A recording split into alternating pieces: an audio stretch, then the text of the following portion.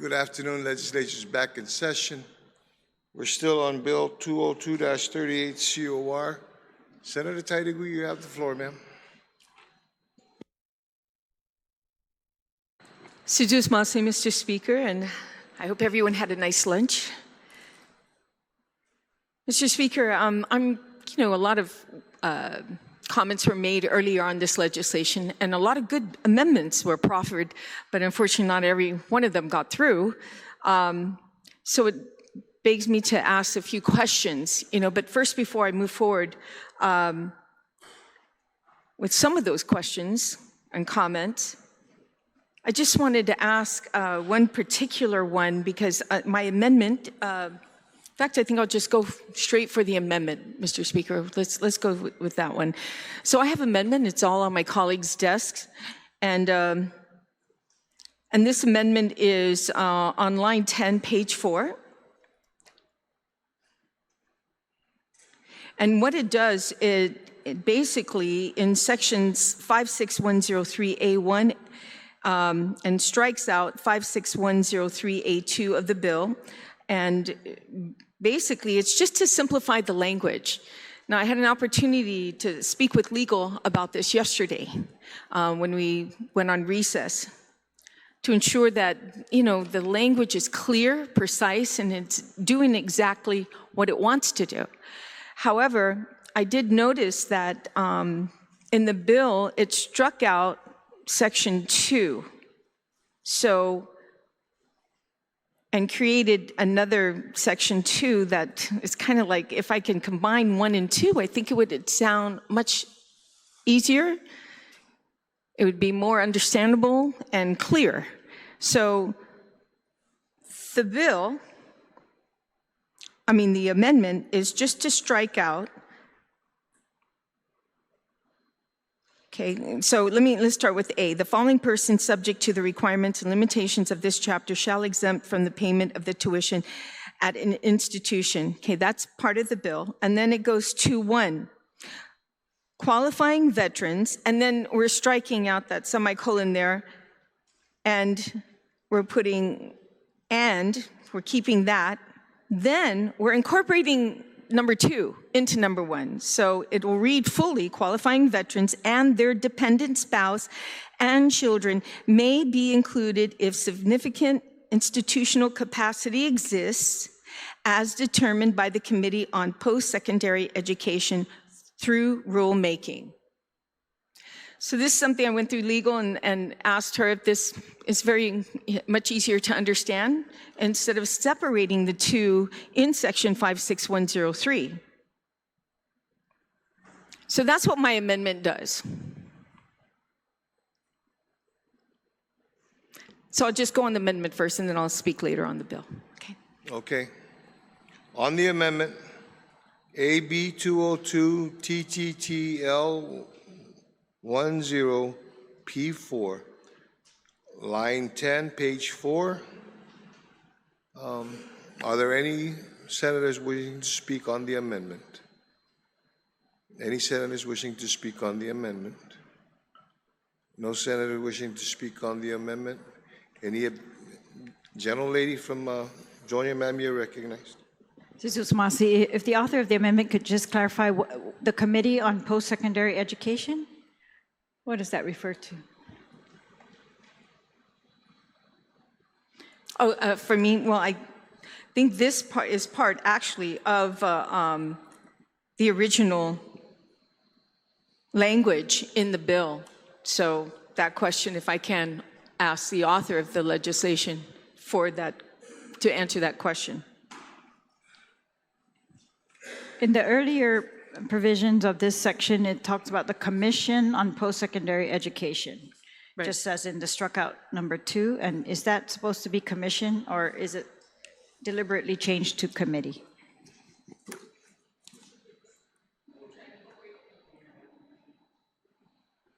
Oh, my side. Okay, that is a typographical then.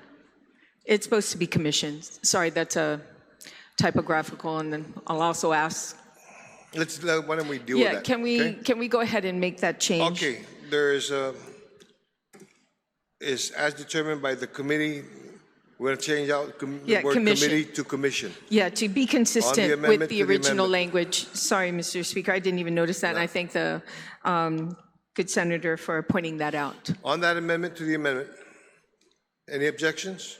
No objections, so ordered.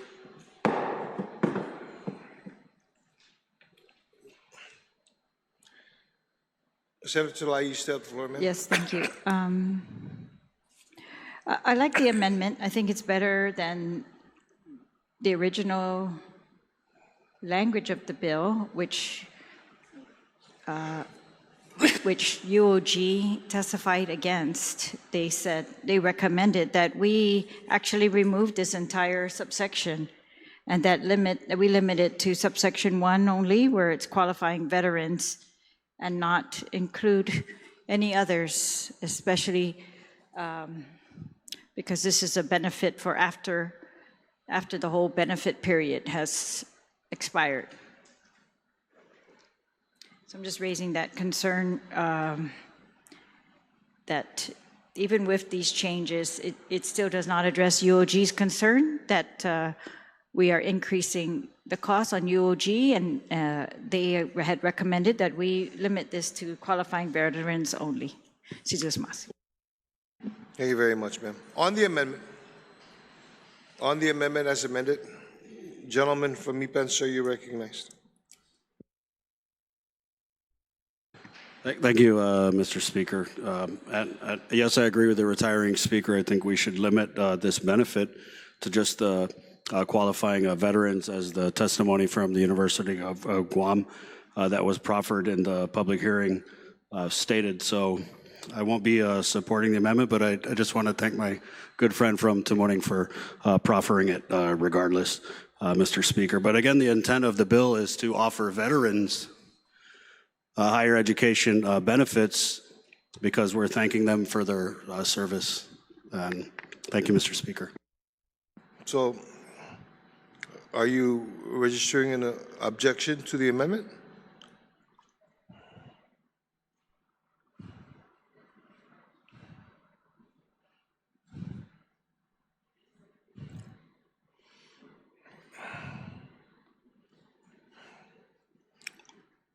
Senator Barnett, are you registering an objection to the amendment?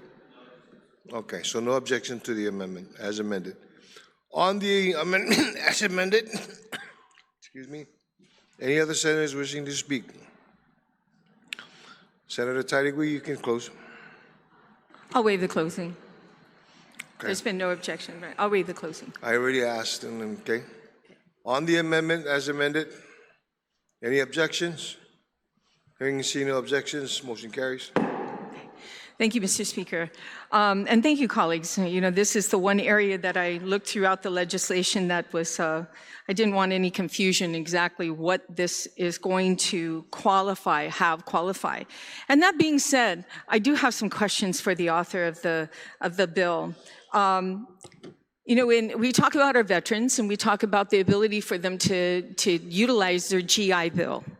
And according to some of the research I did on the GI Bill. A point of order, Mr. Speaker.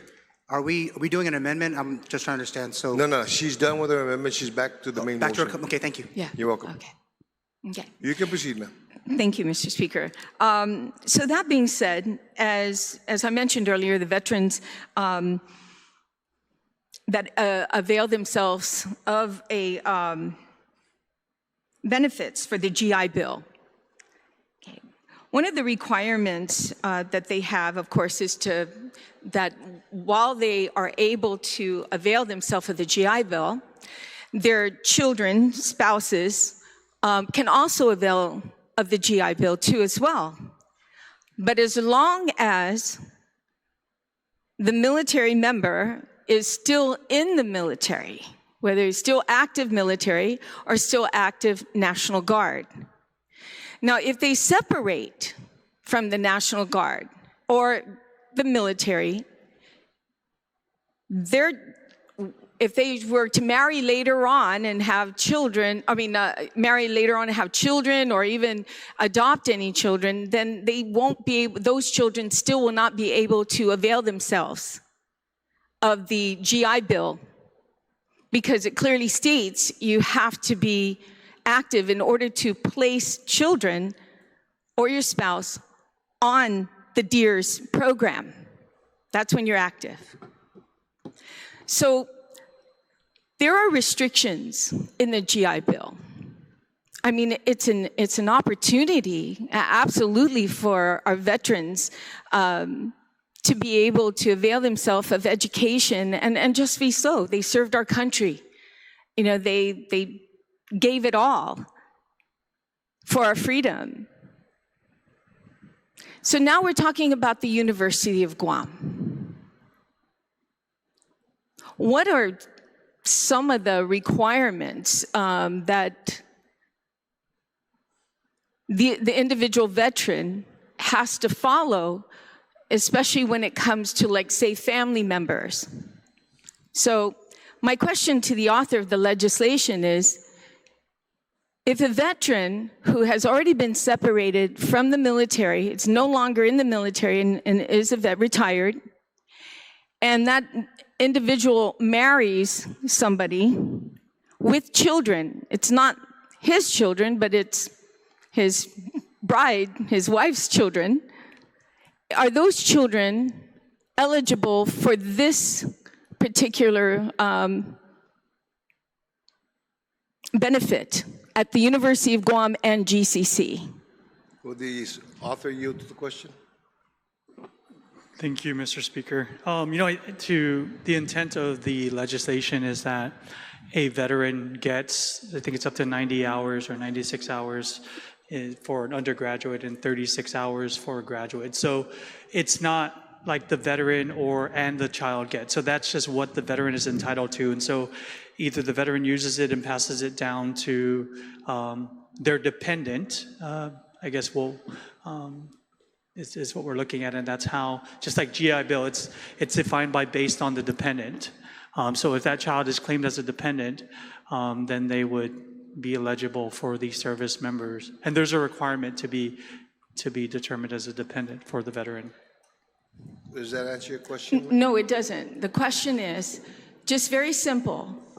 Based on this bill, if a veteran married somebody who had children from somebody else who actually, they didn't adopt the child, the child, and they're all living in the same household, is those children eligible for this benefit at the University of Guam GCC? It's just a yes or no.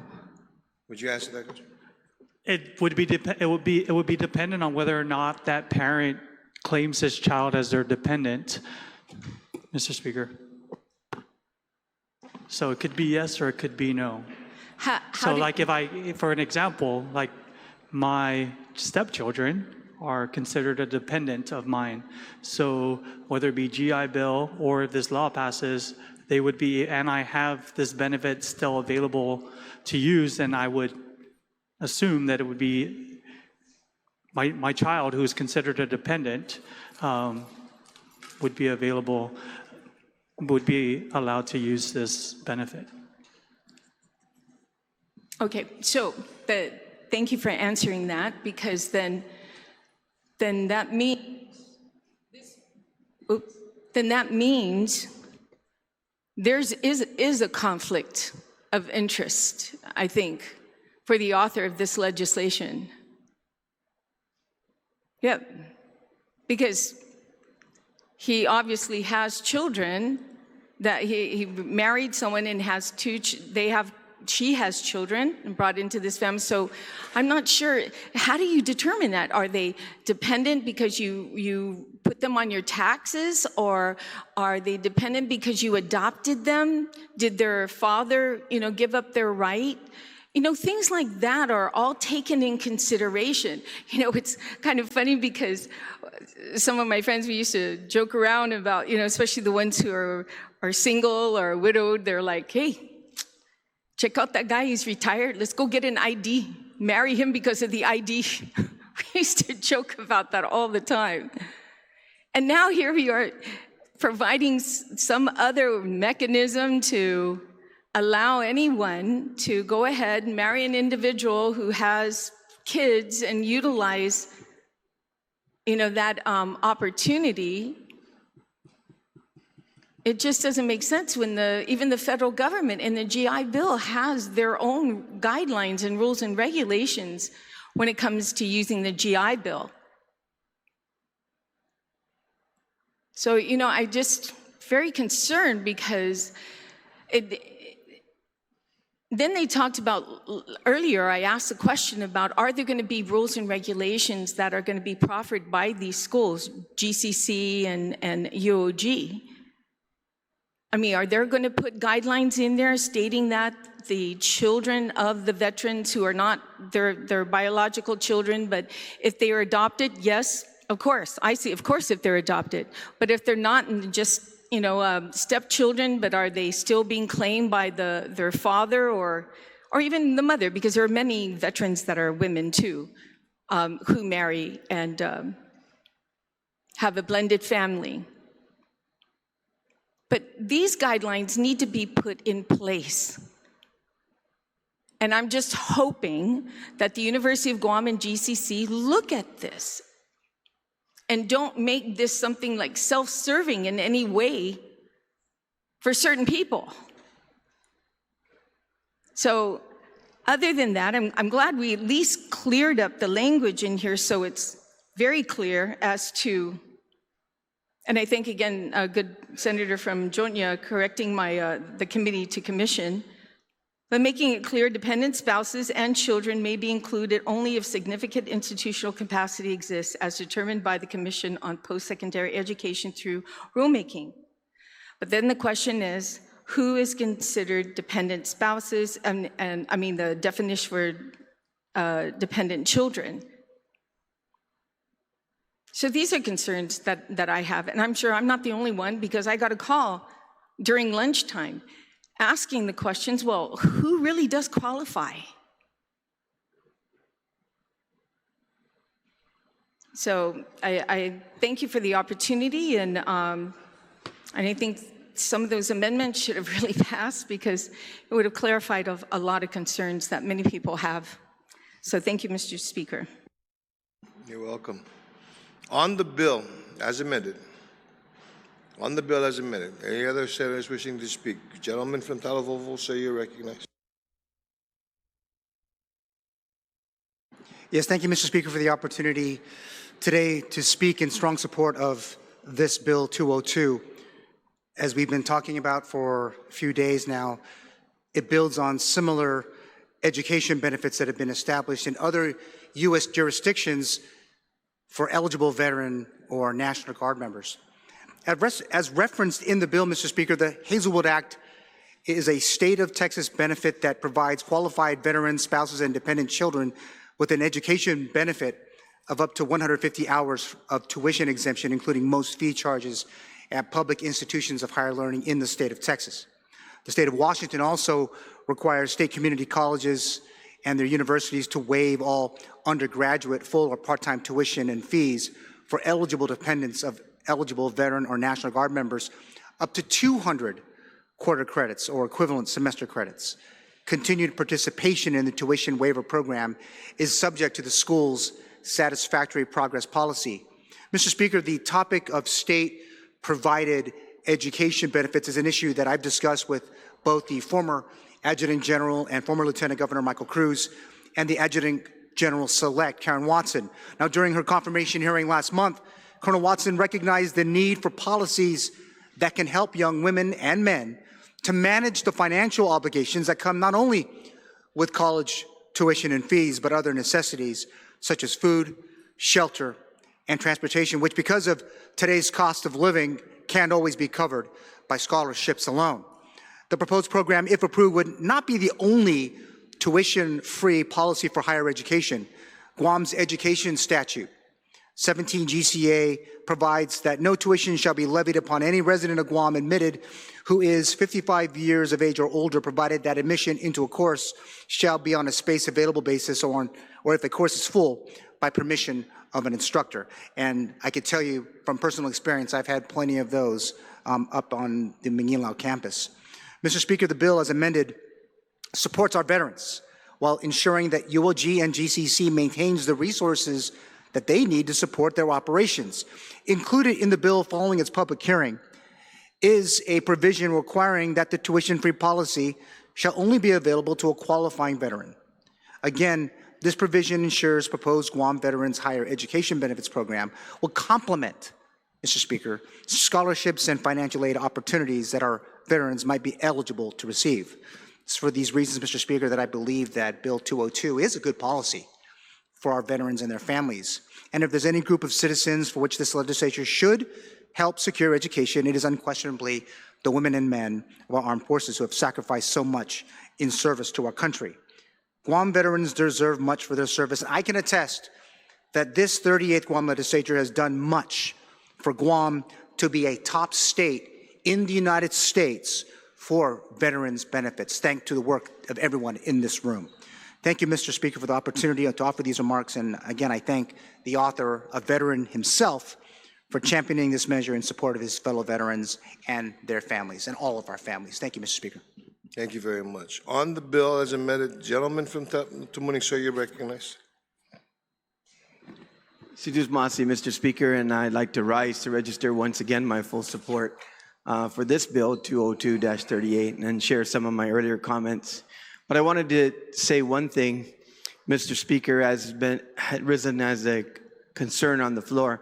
I believe that we all have been through this discussion, have had to evaluate conflicts of interest. And I think one thing that we can be assured of in this bill is that even though the author of this bill has a similar situation in his marital relationship, I think that every time we talk about the corpus, meaning the entire island, the entire veteran population that can avail of this opportunity, erases any conflict of interest that any senator would proffer, as long as it's not a direct benefit to themselves, but to the greater good of our people.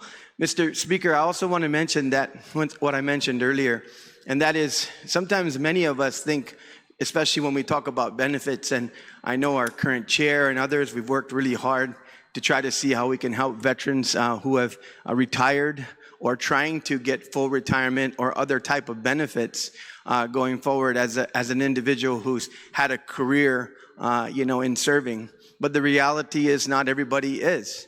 And many people, Mr. Speaker, who are veterans who served 4, 8, 12 years and have gotten out of the military and chosen another career, have maybe even during that time or during that time after they retired, passed that along, either to a spouse or a family member, whatever is eligible, trying to help that other individual with a leg up. That's a person that they love and that is eligible within the congruity of their family.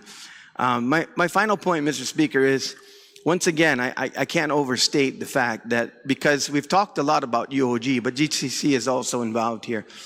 As we discuss workforce development, as we discuss once again the need for a trained workforce, I want to reiterate once again, because I have many friends who got out of the military and even family, that their first few months was, what am I going to do? I was taught under this MOS. I was trained under this MOS. I served abroad. I fought for my country, even in war.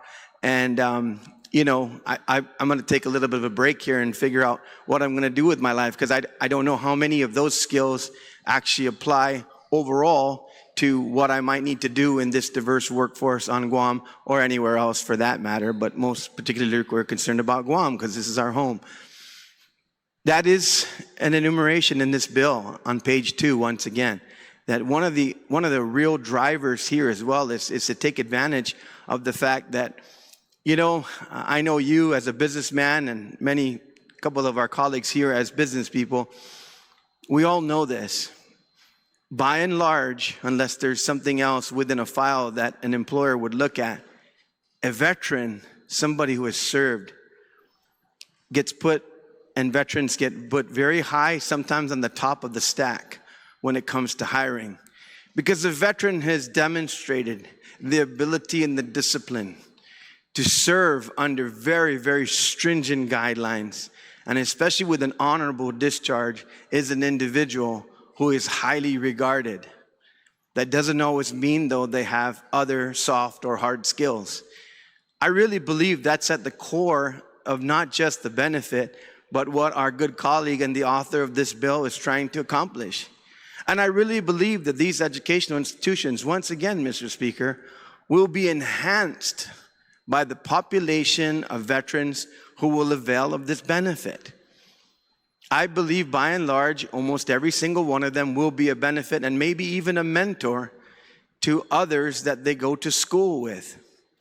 Once again, with a discussion on another amendment that was proffered, Mr. Speaker, it is a certain credit hours. So maybe even if the individual burned up their credit hours taking a class again, that's going to count against their overall capabilities.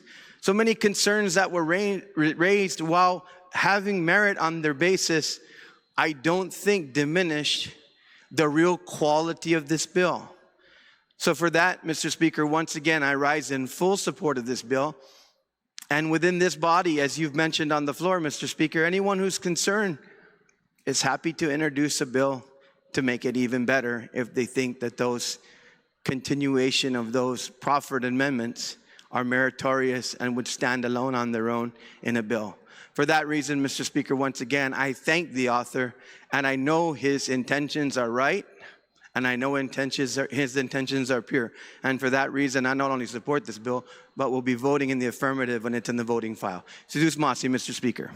Thank you very much, sir. On the bill as amended. On the bill as amended. Any other senators wishing to speak on the bill as amended? Gentleman from Mipan, sir, you're recognized.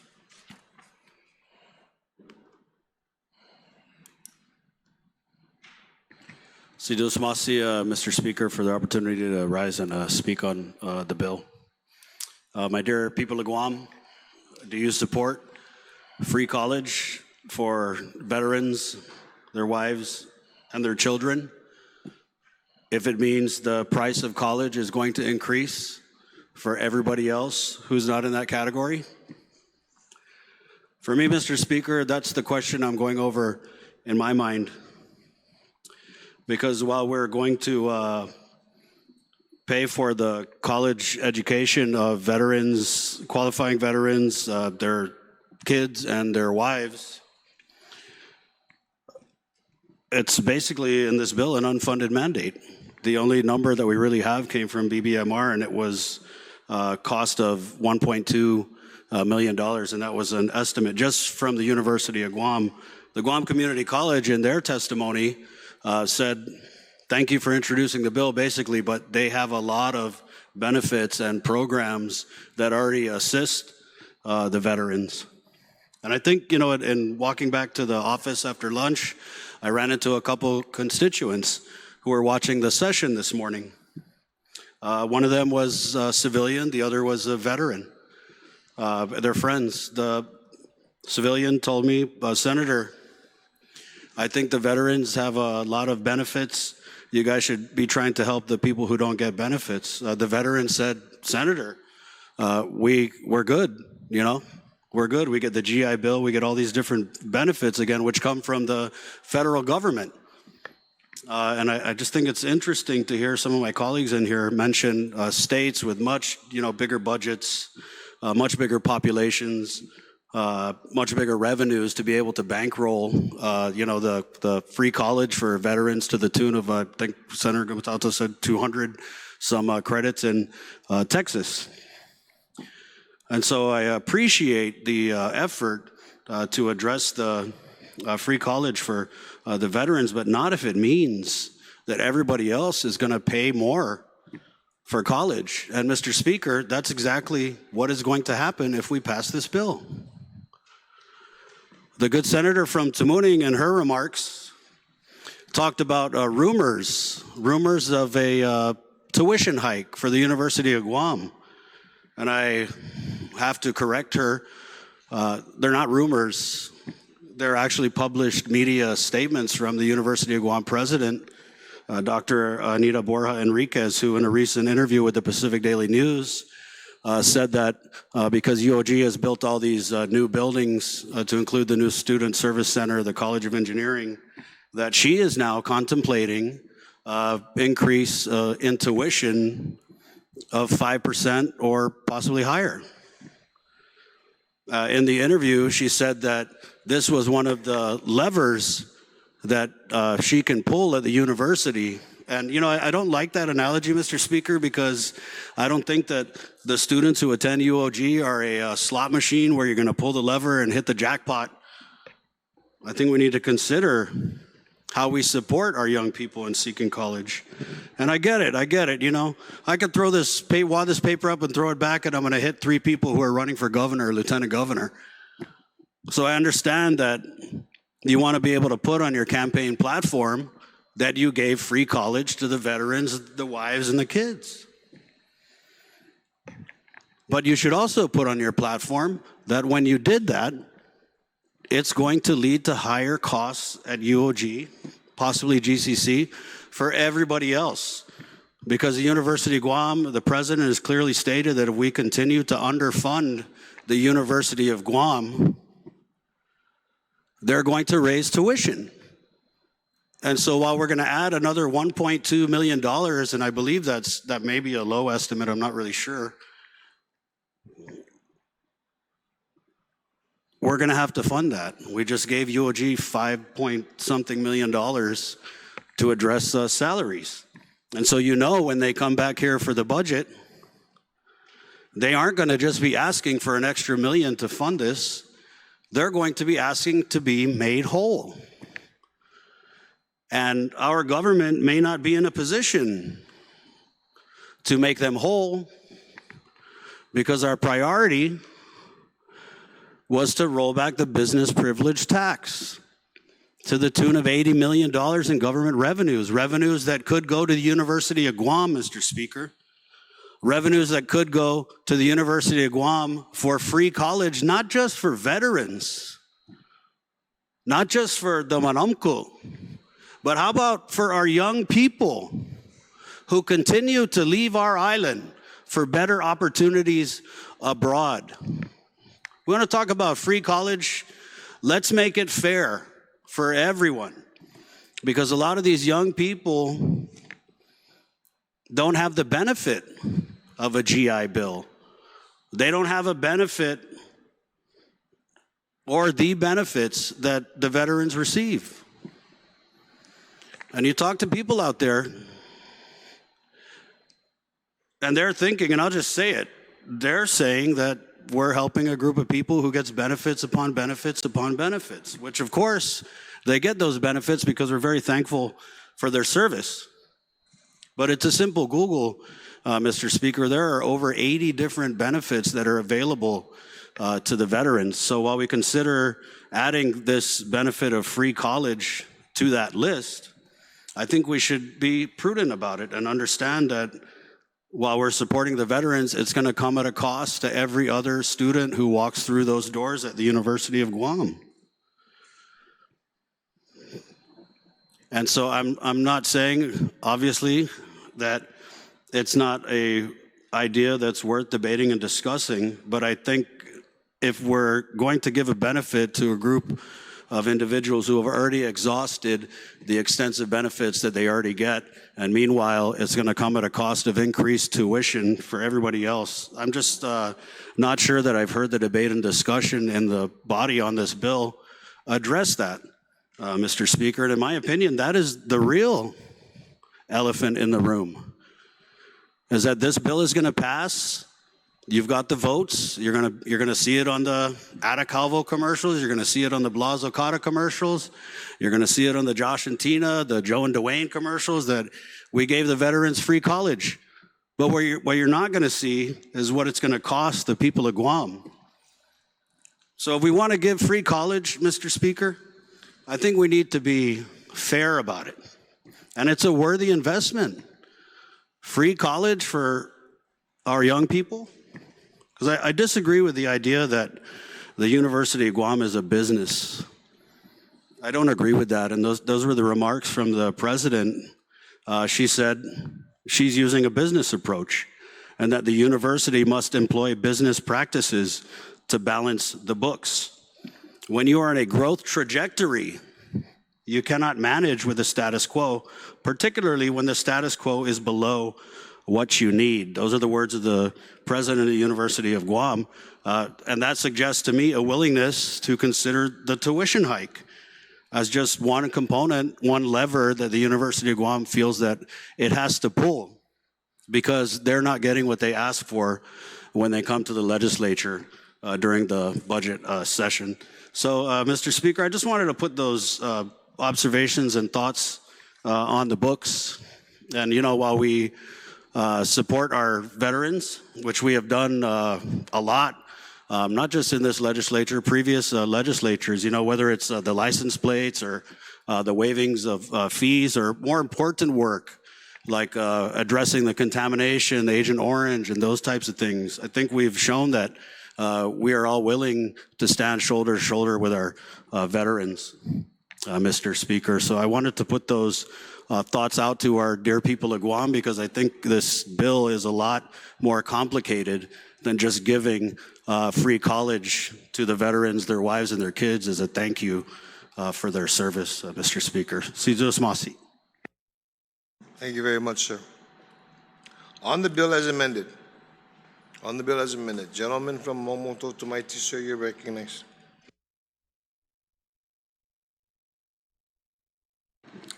Thank you, Mr. Speaker.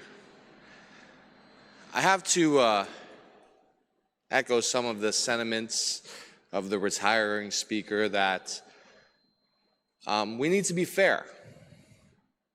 We need to be fair to our community. And not only do we need to be fair, we also need to be strategic. I hear that this is a thank you for the troops, a thank you for your service, so here's these extra benefits. And while that's admirable, we shouldn't be looking at the public funds as a source of giveaways during election season. We should be looking at this money as investments in our community for very specific reasons. Now, if we use this money to entice veterans to use all of their GI Bill here on Guam, I think that's a pretty worthy investment. If you come to school here on Guam and you spend your GI Bill here, we will avail you of extra benefits. I think that is a strategic win-win situation for the entire community. And I'm in favor of universal college and free college for veterans and free college for our citizens. I think that's a great idea. But as somebody who has believed in this idea for a very long time,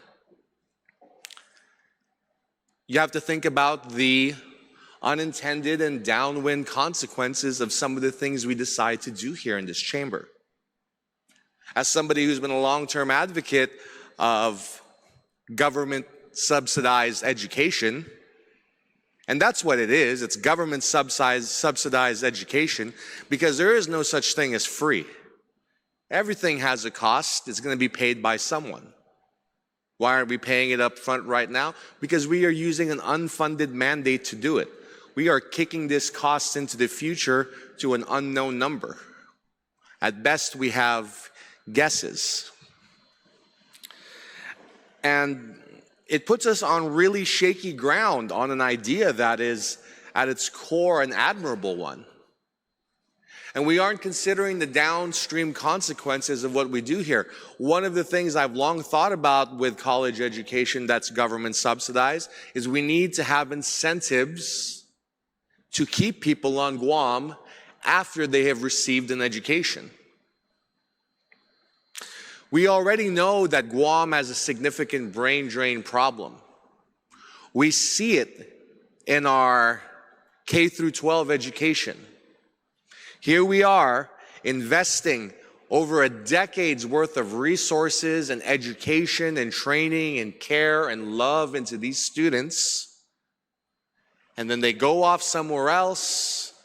They go to college there, maybe join the military, whatever. They leave the island, live their life, grow roots somewhere else, and the tax benefits of all of Guam's investments will be reaped by another jurisdiction. That's true if we did college for all. That's true if we did college for all for only the military. Is what happens after we pay for their education and invest in them in Guam, and they just up and leave anyway. What did we as an island get for our investment? So I was quite shocked when a very basic idea of we will invest in you if you invest in us down the line was shot down by this chamber along partisan lines.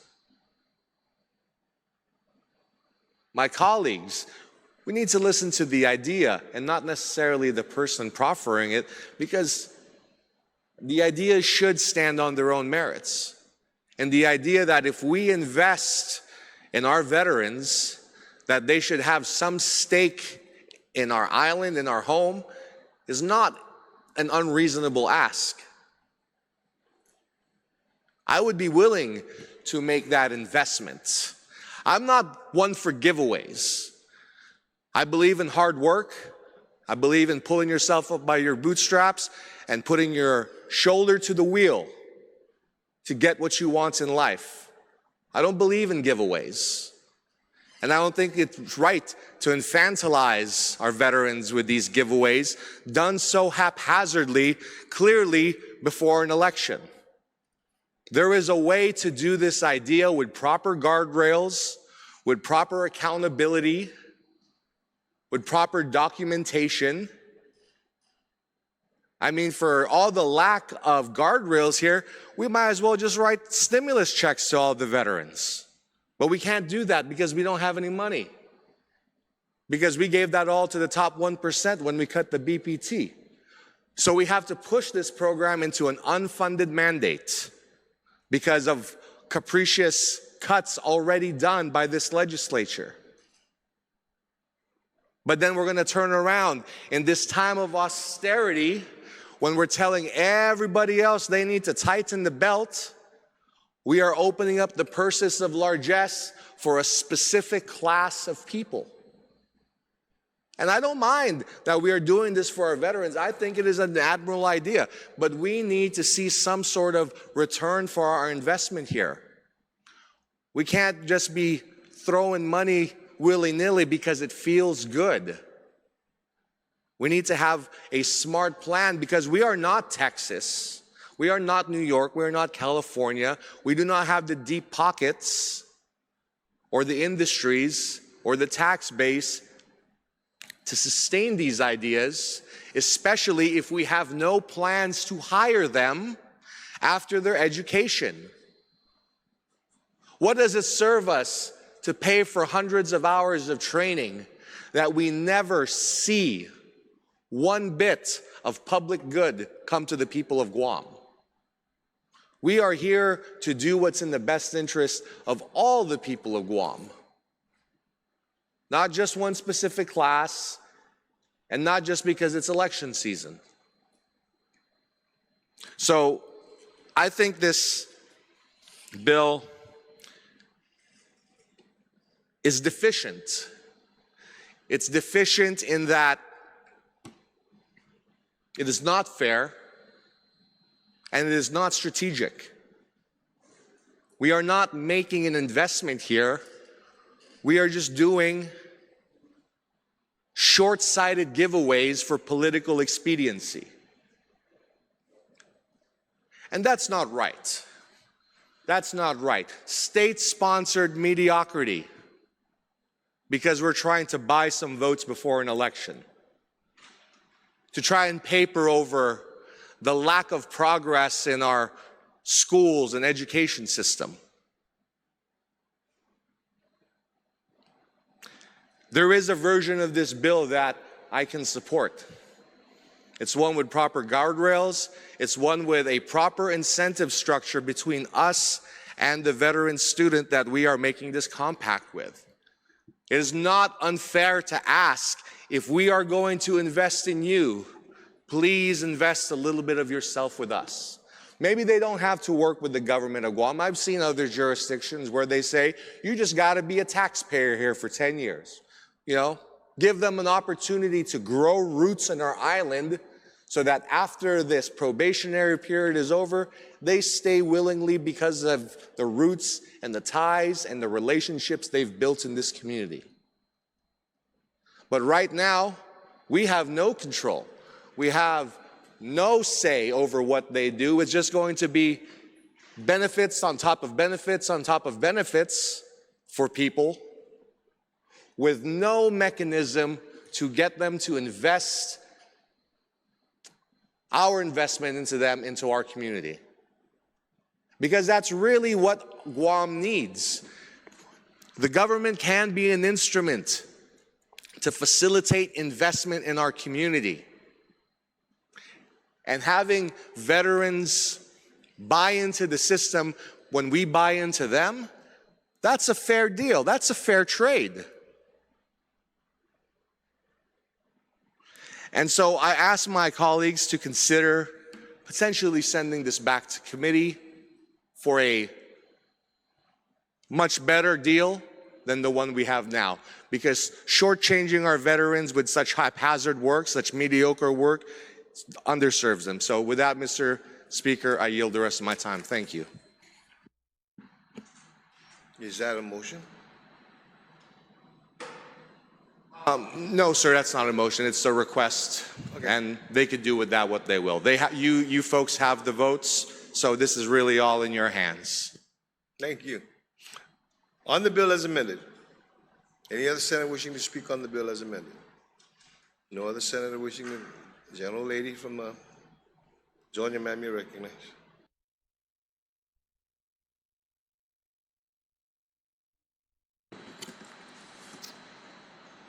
I think, Mr. Speaker, that some of the questions that are being brought up today are really because we have some kind of fundamental issue with this bill. It's that the original bill was very clear. It said it is the express intent of the legislature that the implementation of this chapter shall require no additional appropriation from the general fund.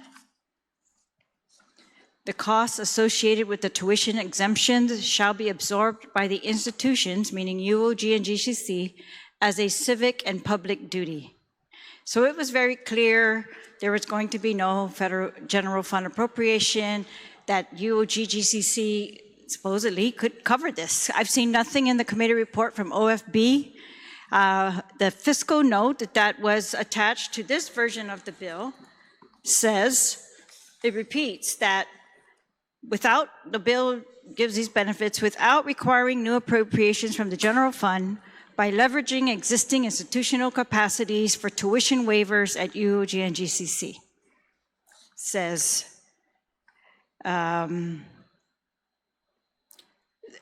they haven't received a response from GCC, and that at UOG, they anticipate a fiscal impact of $1.2 million in tuition waivers. So I agree with those previous speakers who said, we just heard from the president of the University of Guam that they intend to raise tuition by 5% at least. And she announced this in January, just a few days ago. And I was kind of shocked to see that we're going to be putting this additional burden on them while they are threatening to raise tuition. After all that we have done to try to dissuade them from raising tuition. And she said they need to raise tuition because of the new buildings that they have a $2 million additional operation expense because of the new buildings. I'm not sure how that was planned out, but they got these new buildings, we're paying the debt service on them, the people, the taxpayers are, and yet they need more money to operate them. And now I don't know, the bill is back and forth, so I guess I would ask if the sponsor would yield. Why was this provision removed from the bill? The marked up bill, the amended bill, does not have this provision anymore. It is silent as to funding. Would the author yield to the question? Can she just repeat the question, Mr. Can you Speaker? repeat that? Yeah, so the part of the bill that I read, subsection B, 56106, from the original bill was removed. It said that this bill shall require no additional appropriation from the general fund. Costs associated with the tuition exemption shall be absorbed by the institutions as a civic and public duty. And that was removed from the bill. Would you yield to the question? Mr. Speaker, that amendment was removed because, of course, there was a lot of back and forth with UOG in regards to that specific portion and in regards to funding. You know, in regards to like the backstory in regards to funding, before I introduced this bill, I had met with UOG about this proposal. At the time, they said that it should work because in the initial intent, or the intent is that they have to use their federal benefits, which is a lot, which we know that most veterans would opt to use because it comes with more than just paying tuition. It comes with housing allowance. It comes with a book stipend. And so at the time, the conversation was that they wouldn't expect that this would be a large cost to the university. Obviously, that was different when they came to the public hearing. But again, I'm not here to go backwards. I believe that they will be okay without. I've taught at the university. I've seen the classrooms. They say it all the time. The classrooms are empty. We're still funding professors. The number of professors have not gone down. I firmly believe that the university will be able to fill this mandate without additional costs. Like the previous senator said earlier, they're running it like a business. They're going to come and say that they need more money. But that was why that was removed. There's no intention right now to fund that. But we also ask, and it's in the bill, for them to provide a report. And even with Senator from Barragata's amendment to have a detailed breakdown of the withdrawals and is that right now there is no requirement for that a funding mandate, but that's something that we will look at based on whether or not this becomes a heavy burden to the university. But that was not what was discussed when we met to put this bill together, which is why we removed that, Mr. Speaker. Answer your question. It actually is, it's the opposite of why the provision's removed. He's saying that they are still expecting the university to take care of this, that we still do not expect to spend the general funds, yet that provision that guarantees that is removed. And so what it does is it leaves the bill unfunded. No clear indication of funding, again, with no revised fiscal note, and I think, Mr. Speaker, that's a violation of our existing laws, that we're going to pass bills with unfunded mandates. They should be clear who is going to absorb this cost? Or are we just going to wash our hands and say we provided free tuition for some and we raised tuition for others by this act? We need to know that, I think, before we vote on that, because I want that to be very clear. The provision in Title II, 9102, requires our fiscal notes, but the fiscal note provided for this bill reflects a prior version of the bill where there was actually language regarding funding, and now there's not. So I don't think the fiscal note necessarily applies anymore to this version of the bill, and we have a bill without a fiscal note, without us knowing how this is actually going to come to fruition. And there's obviously an impact. The fiscal note was not waived, and again, we're on notice of 1.2 million costs for this. We're on notice of a 5% tuition hike, and I just think we need to know how the funding mechanism works here. We really do. I would love to pass bills that say, oh, okay, we're going to give this and this and this, and then get away with something like this where we're not going to show where that impact is, or that there is no impact, because that's been the opposite of the testimony. So maybe the author's correct, that at first it looked like there would be no significant impact, but that's not what the testimony is showing now. I just have one more question for the author, if he would yield. The original version of the bill was also amended to change the definition of veteran, and if he would yield to explaining why, for example, the former bill's definition of qualifying veterans said completed a minimum of 181 days of active duty service, exclusive of any time spent in basic training.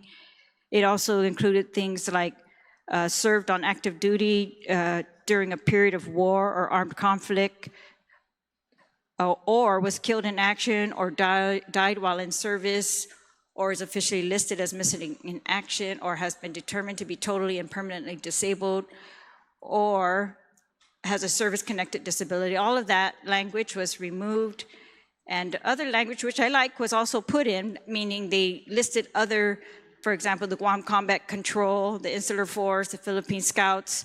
They've now been included, but why were these other requirements removed, if the author would yield? Would the author yield to the question?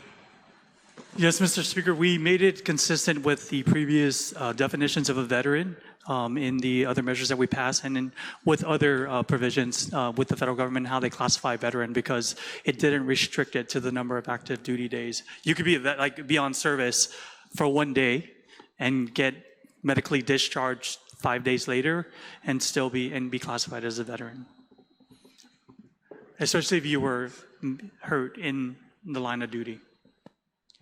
So we didn't want to restrict it to those. We just wanted to ensure that it was for any veteran that was honorably discharged. All right, thank you. I wanted to just ask again if this changes, for example, the definition of veterans that's used for the education benefit under the GI Bill or the other bills.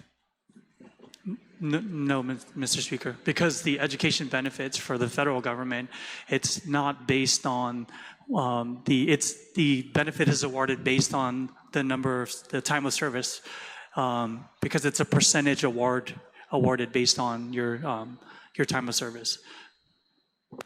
I just want to make sure about those things, but again, my overall concern with the bill, I think no one objects to giving benefits. I agree with those who spoke previously about our goal. Almost all of us has said we want free tuition at UOG. And 1 year or another, almost all of us have said that. And we've been trying to find ways to do that, but doing the opposite, meaning forcing them to raise tuition without having a clear path here, I don't want to be responsible for that either. We have gone out of our way to make sure that there are no tuition increases while we are, doing other things. And we've got their cooperation on that for a long time. And according to the article I read, it looks like because the Board of Trustees has already approved a 30% tuition increase, that the president is the one who can trigger that at any time. And I just don't want to force her to do that. And I don't want to be faced either in budget season that, well, you guys passed this, now you guys fund this, because we've already committed all of these, whatever, costs. I think the bill looks like the original intention was really it says it's going to cover them with our existing capacity, meaning we are already running the classes, we have an extra seat. We are already doing these things, we have extra room in those classes for these people to get free credits. I think, so we didn't really get a breakdown of the 1.2 million cost to UOG, but that's what they've said it is, and that's what the fiscal note recognizes. And I think now that the bill's been changed, we have a problem of no fiscal note to match this bill and no path to how it's clearly going to be funded, despite our best intentions. Sizos Masi, Mr. Speaker. Thank you very much. Let's take a 1-minute recess, please.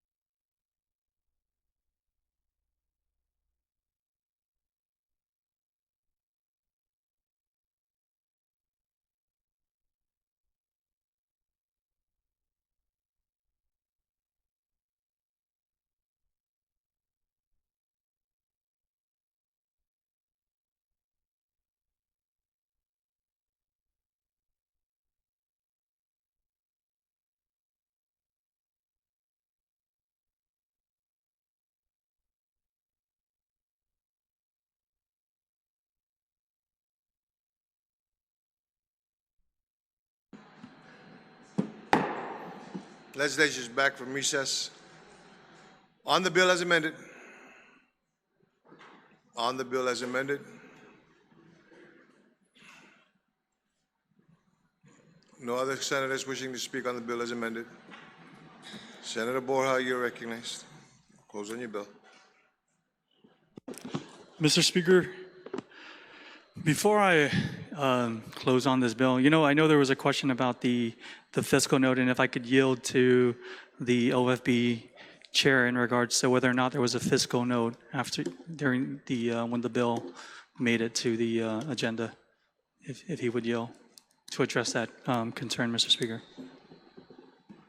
On a point of information. On a point of information, yes. You can proceed. Yes, Mr. Speaker, I do yield to that. With the retiring speaker's comment, I disagree. The bill has a fiscal note. The fiscal note denotes a denomination that would be needed to carry this out as an estimate, like most fiscal notes do. The author, having chosen to remove the language that would be absorbed by the university, doesn't change whether or not there's a fiscal note. The bill has a fiscal note. The fiscal impact is yet to be determined. As the chairman of the Office of Finance and Budget, I can say this assuredly.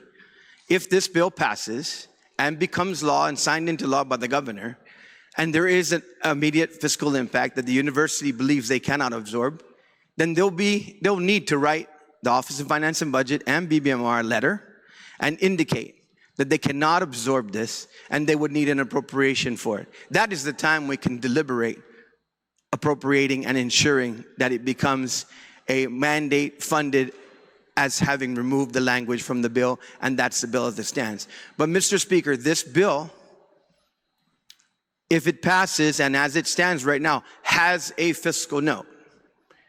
It is a fiscal note that has a denomination in it, a number.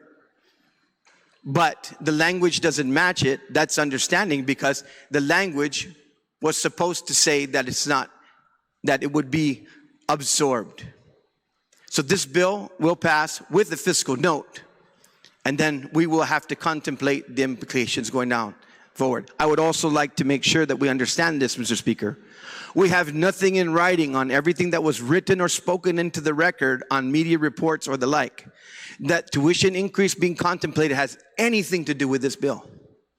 So any impact of this bill perhaps will be prospective, and so all fiscal matters will have to be handled by OFB and BBMR in the eventuality of that. But this bill, as it stands right now, has a fiscal note, Mr. Speaker.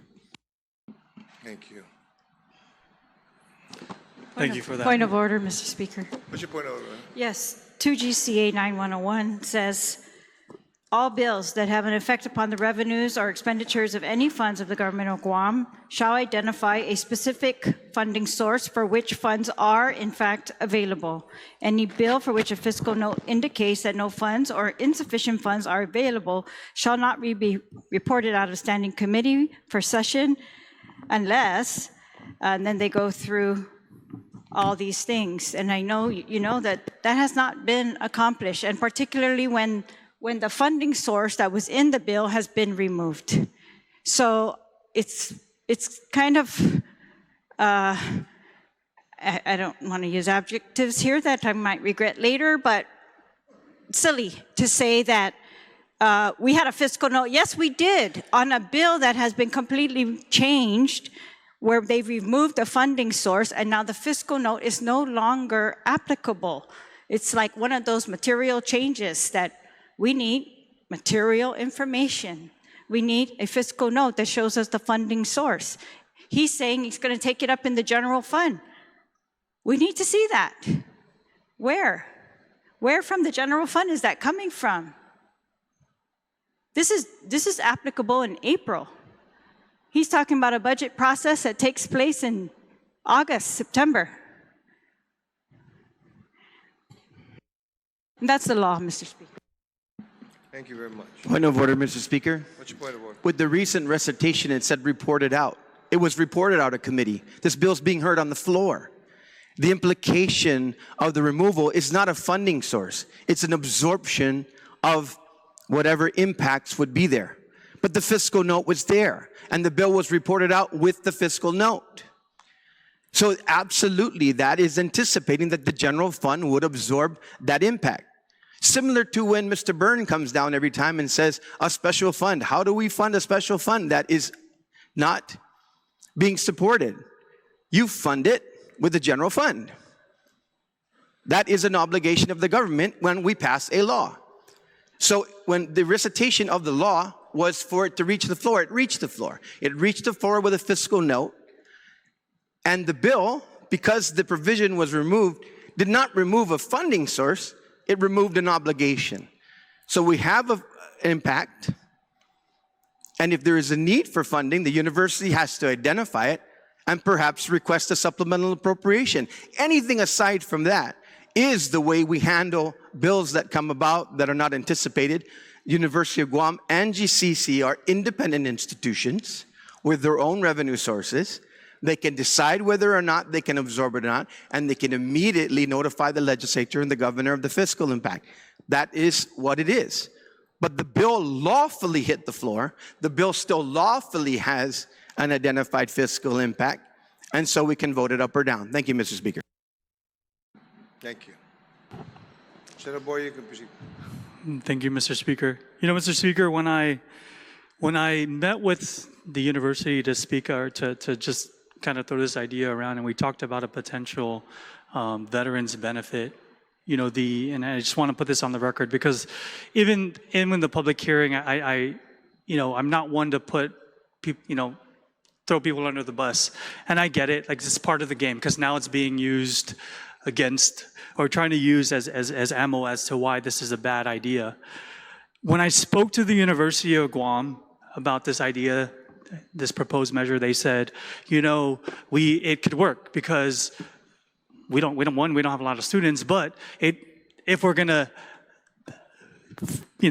ask them to use their federal benefits first, which any veteran would choose because of the additional benefits that come with that we don't foresee this as being a high cost or a cost to the university.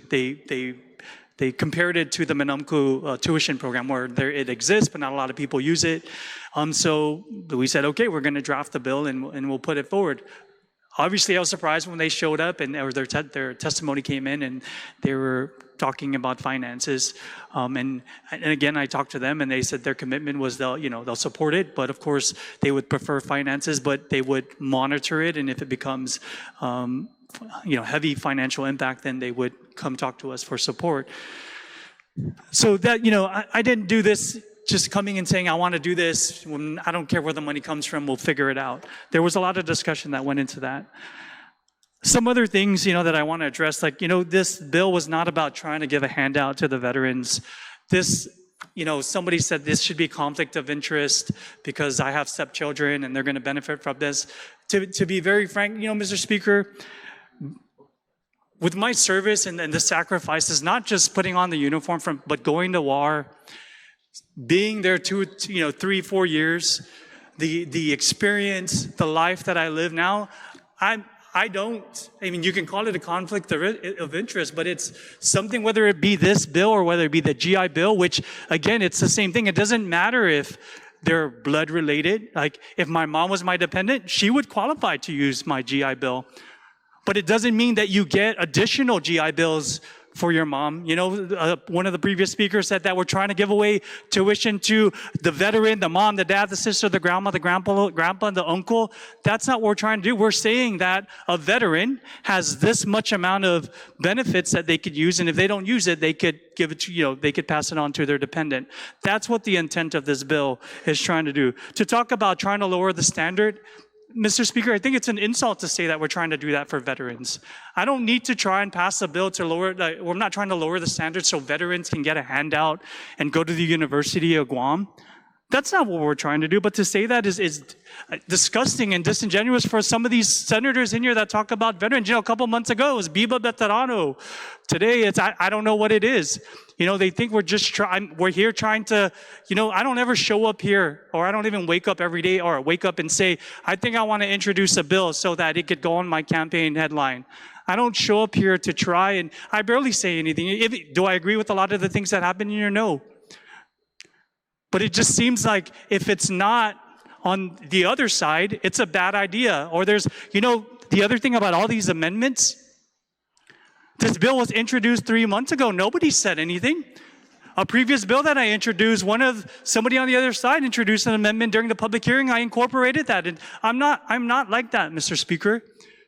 But to show up today's session 3 months later and have all these amendments like I have all these bright ideas, your bill is bad. Where were you? They always said, like, I can call them, they don't call me. You can call me, you have a problem with the bill, but all of a sudden today the bill is bad. Today we're giving handouts. Today we're trying to, now we're being accused of possibly forcing the university to raise tuition because we're trying to give a benefit to veterans. Yeah, we have all these other benefits. And we're saying use those benefits first. I'm not saying like, hey, give these veterans more benefits that they could take and abuse and, fail a class and do it one more time and then do it again. That's not what I'm trying to say, Mr. Speaker. I'm saying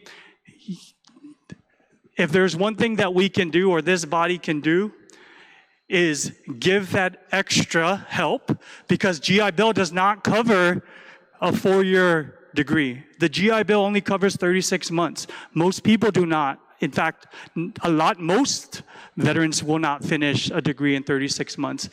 And 100%, or I would say 90% of the time, they have to pull student loans. And so that was the thought behind this measure, Mr. Speaker. It was never about trying to set it up for my kids 20, 30 years from now or 15 years from now so that they could benefit from this. It's not, again, we're not giving away anything. I'm asking to give an incentive or a benefit to veterans who didn't just raise their right hand. A lot of these benefits have gone to war. And I don't expect anybody in this room to understand who's never been in those shoes to sit here and understand what we're trying to do. And they're not, some will say that they're okay. I can say I'm okay too because I used my GI Bill. I paid for my master's degree. I'm registered at the University of Guam right now, and I'm paying full tuition for their master's program, and I'm okay.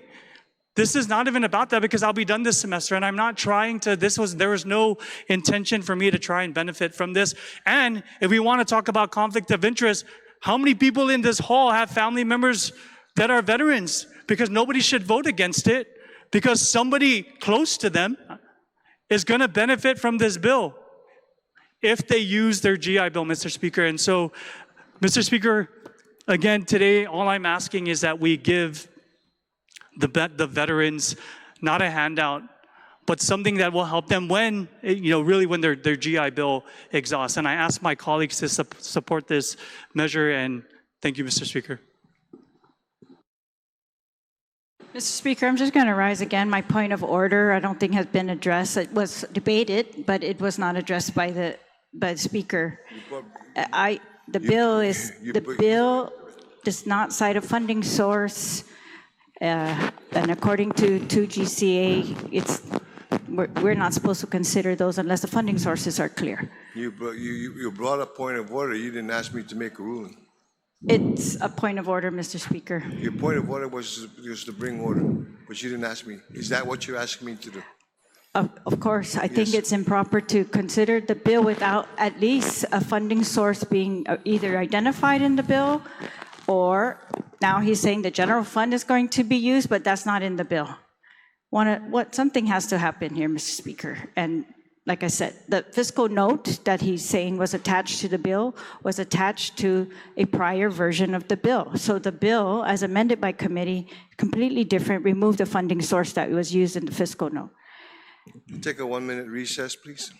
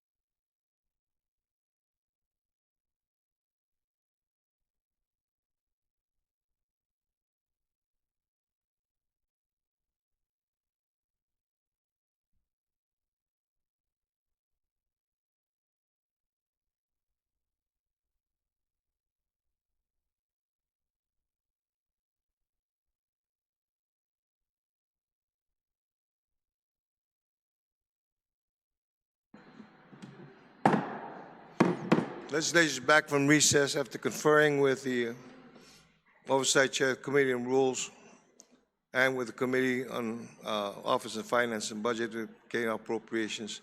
The bill, as presented, provided all the proper documents necessary to be able to move forward to include the fiscal note. So therefore, I rule that the bill can proceed. Thank you. Thank you, Mr. Speaker. Now, Mr. Speaker, I move to place bill number 202-38 as amended in committee and further amended on the floor to the third reading file for On the consideration. motion to place bill number 202-38 COR as amended by the committee and further amended on the floor into the third reading, are there any objections?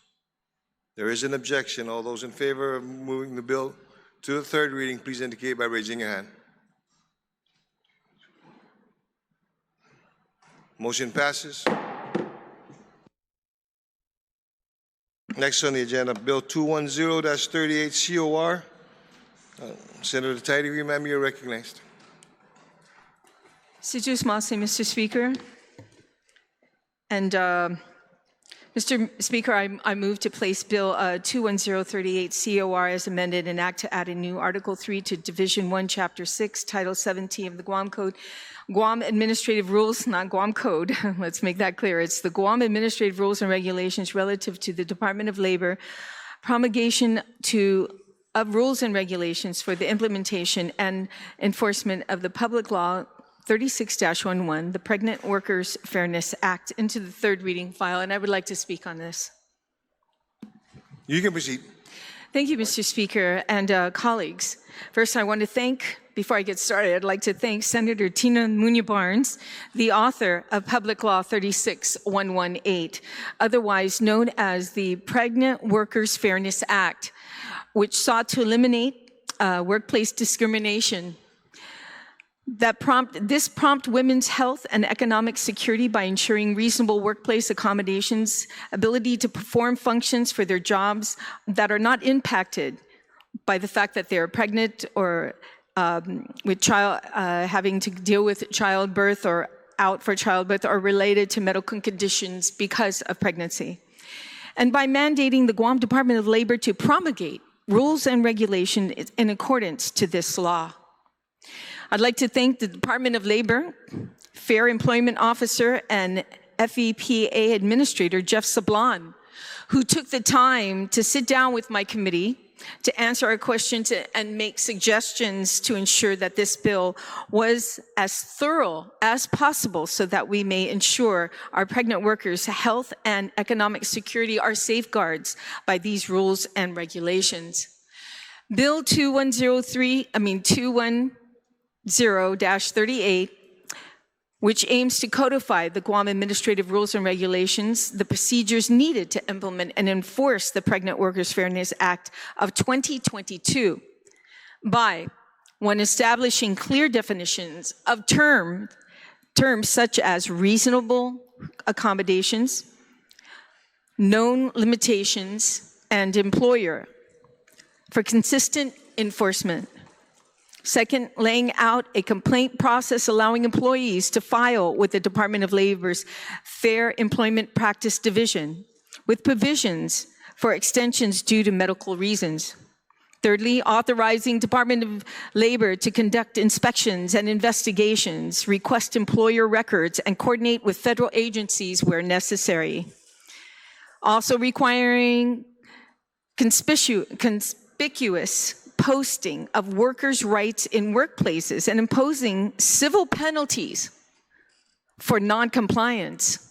Also, it's providing a structured appeals process, administrative procedures, and civil remedies to ensure employees can seek relief for violations. And also, allowing petitions for the creation or modification of rules and requires Department of Labor to respond within 60 days. And these are some of the changes that were discussed during the markup meeting with Department of Labor. We made some changes to reflect the last 6 bullet points that I mentioned in the bill. And of course, you could read the committee report and the findings and intent as it is very thorough with regard to that. And I'd like to thank my staff for ensuring that this body is well informed on what happened during during the process of this bill coming today on the session floor. So thank you, Mr. Speaker. Thank you very much, ma'am. On the bill, 210-38 COR. Gentleman from telephone, sir, you're recognized.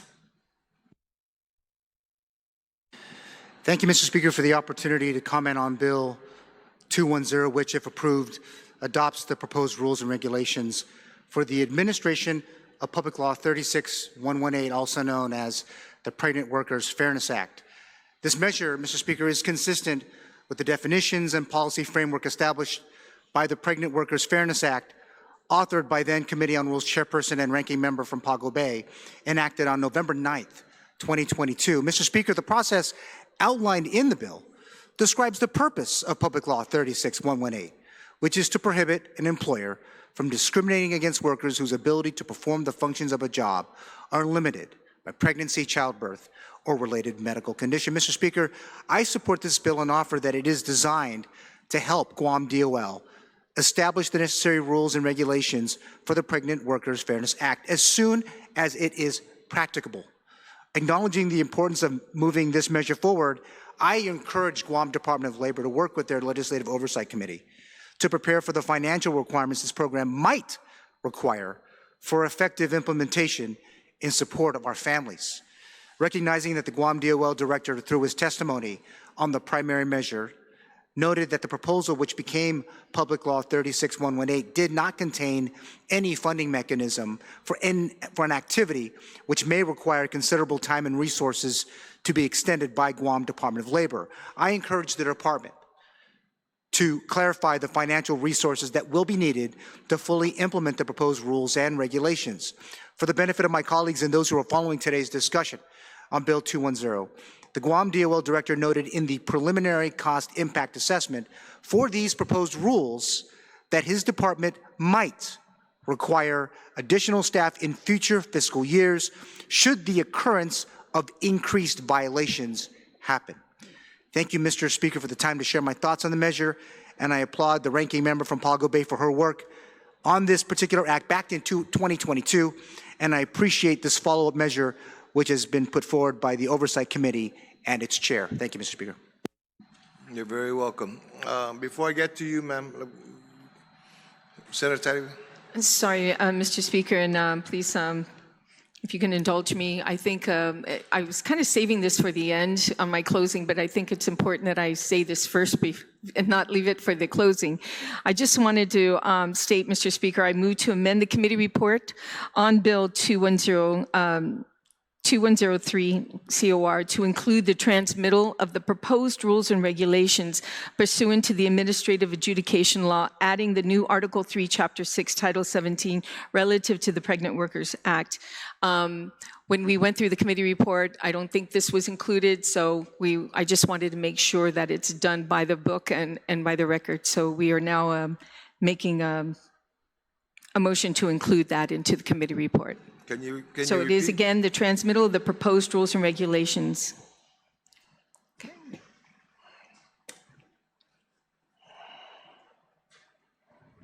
Where's that? Okay. If I can have a short recess, and I'll... Short recess. Okay.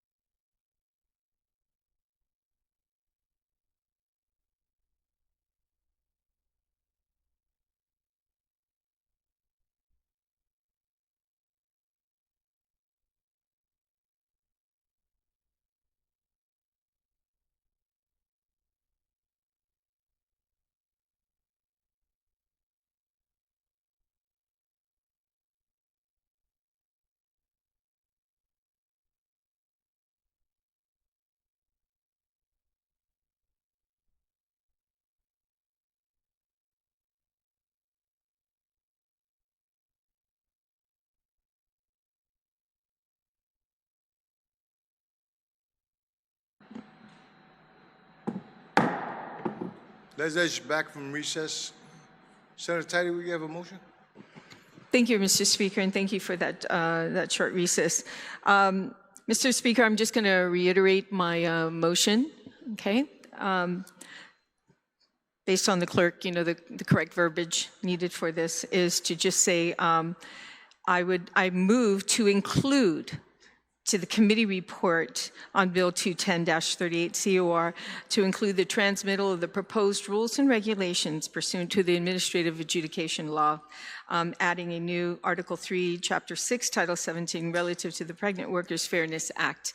And that's my motion. And any kind of legal technical corrections be made. Allow the legal to make those legal technical corrections. Also, for my colleagues, it is going on the Google Drive, so it should be on the Google Drive for the review. And if you can't find it there, you can find it on the message and communications as well. Okay. On the motion, any objections?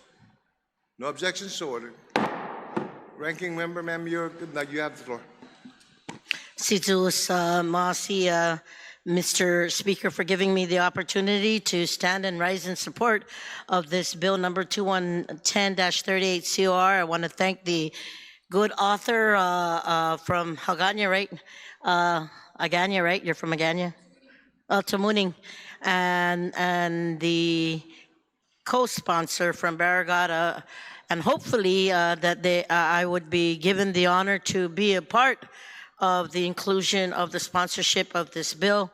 Mr. Speaker, I want to share with you that, and to my colleagues, that this bill was introduced several years ago, and I'm almost 4 years ago, as a matter of fact. I'm very appreciative to the Department of Labor and the committee chair for moving this bill forward expeditiously as soon as she received it as the oversight chair.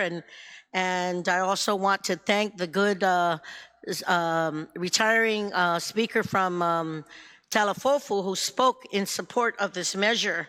I want to share with you, Mr. Speaker, that no woman should have to choose between their job and their health, or their jobs and taking care of their family. And I'm very happy to see that this is going to get closer and closer to implementation. And of course, I'd like to also thank my former colleagues and co-sponsors who helped me push the Pregnant Workers Fairness Act. And I'd be remiss if I didn't mention them. Former Senator Mary Torres, former Senator Amanda Shelton, the late former Senator Pito Terlahi. I know he's happy in heaven looking over us right now. And all the other senators who signed on to this bill in 2022. As it was slated earlier, Mr. Speaker, this act that was done in November 9th, 2022 is literally relative to eliminating discrimination and promoting women's health and economic security by ensuring reasonable workplace accommodations for workers whose ability to perform the functions of a job are limited by pregnancy, childbirth, or related medical conditions, and that the implementation and the enforcement of this provision of this act, Guam Department of Labor would be mandated to promulgate the rules and regulations as they've done so. I do also note that in the fiscal note, they did talk about an impact of having to cost need at least a position to help in the investigation and the ability to go through if there were any complaints. But the fines that are also included gives the teeth for the offenses that are done. And, one would say, and I was talking to the good author earlier, that one would say, why would you need it when, sometimes follow almost always follow and mirror the federal guidelines as it relates to the Fairness Act. But I want to share with you that the impetus of me authorizing this legislation almost 4 years ago was the fact that I didn't have one pregnant mother come to me. I had two different constituents come to me and share their story. And that these ladies who were pregnant were not given the accommodation. One was to at least have a chair in case she felt fatigued or tired based on her pregnancy. And the other one was also having difficulty literally being given the opportunity to have to go to the women's restroom. And when that came to my mind, I asked, does this happen often? What's going on? They said, we can give you a list of other women that have talked to us, but nobody wanted to come to the legislature at the time because they feared that they might lose their jobs.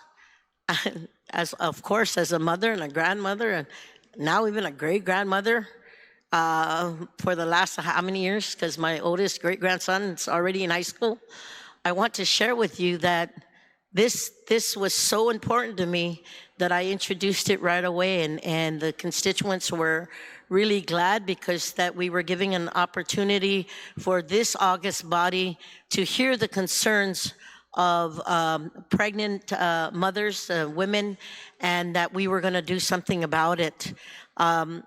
It's hard, since 2022, we're now in 2026, 3 years later, 3+ years later, and now we're seeing this come to full fruition. So I really want to thank the Oversight Chair for introducing this measure. I want to thank the folks at the Department of Labor and the administrator for literally taking the time to work with the Oversight Chair to give us, and going through the public hearing and giving us the rules and regulations that needed to be promulgated by labor. So thank you for giving me the opportunity to rise in support of this measure, but most importantly, I literally hope that the good author of this legislation would include me in her co-sponsorship.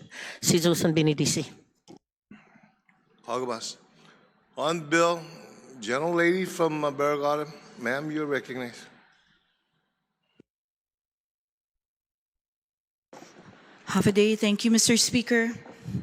I rise in support of Bill number 210-38 COR because laws meant to protect workers are only meaningful if they can be enforced in a clear, fair, and consistent way. Mr. Speaker, what I appreciate about this measure is that it brings clarity for both workers and employers. Employees gain a defined process for seeking reasonable accommodations without fear of retaliation or forced leave. Employers gain guidance on expectations, timelines, and compliance, reducing uncertainty and minimizing dispute before they escalate. Mr. Speaker, I also believe that it matters that enforcement here is paired with education. The rules emphasize corrective action, training, and compliance, not punishment for its own sake. And by directing penalties into the Manpower Development Fund for training and enforcement, the bill ensures that any fines collected are reinvested into improving workplace practices and not diverted elsewhere. Mr. Speaker, Guam is stronger when families are supported. When a woman doesn't have to fear losing her job or being denied reasonable accommodations during pregnancy, she and her family in general can plan for the future with confidence. When our workforce feels protected, our economy thrives and our community prospers. Some may ask, why legislative administrative rules for a law already on the books The answer is simple, Mr. Speaker. Intent without infrastructure is empty promise. Bill 210-38 puts the structure in place so that our law actually works, not just on paper, but in the everyday lives of working families. We know that reasonable workplace accommodations, such as modified duties, schedule flexibility, or short breaks, can actually mean the difference between a healthy pregnancy and avoidable hardship. This bill supports these accommodations in a clear and enforceable way. It reflects our values as a compassionate community that believes in fairness and opportunity for all. So let us be intentional today about lifting up expectant workers, protecting their rights, and clarifying expectations for employers. Let us show that Guam honors both families and fair work. For these reasons, I urge my colleagues to vote yes on Bill 210-38. This is not about creating new obligations beyond what the law already requires. It is about ensuring that the protections we reenacted or enacted are administered responsibly, transparently, and in a way that supports both workplace stability and family well-being. I'd like to commend the author of this bill and the co-author of this bill, and I'd like to request that I be included as one of the co-sponsors. And so for these very reasons, Mr. Speaker, I truly support this bill and would like to urge my colleagues to support it as well. Sidus Masi, Mr. Speaker. Honorable Mas. On the bill. On the bill. Any other senator wishing to speak on the bill? General Lady from Maragata, ma'am, you're reckoning.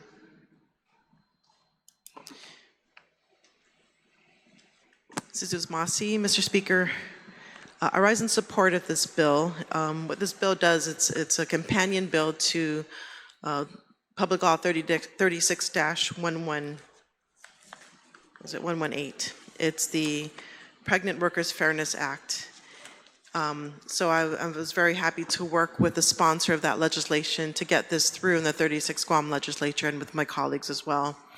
And just to reiterate what that law stated is basically it's unlawful to not make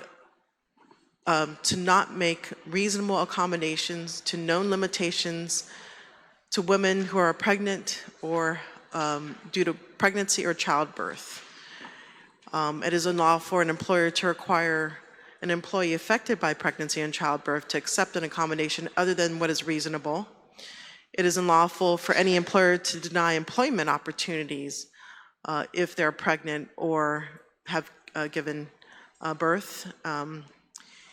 And it is unlawful for an employer to require an employee to take leave, whether paid or unpaid, if another reasonable accommodation can be provided. And so what these regulations do, it provides a clear path should there be any infractions for employers.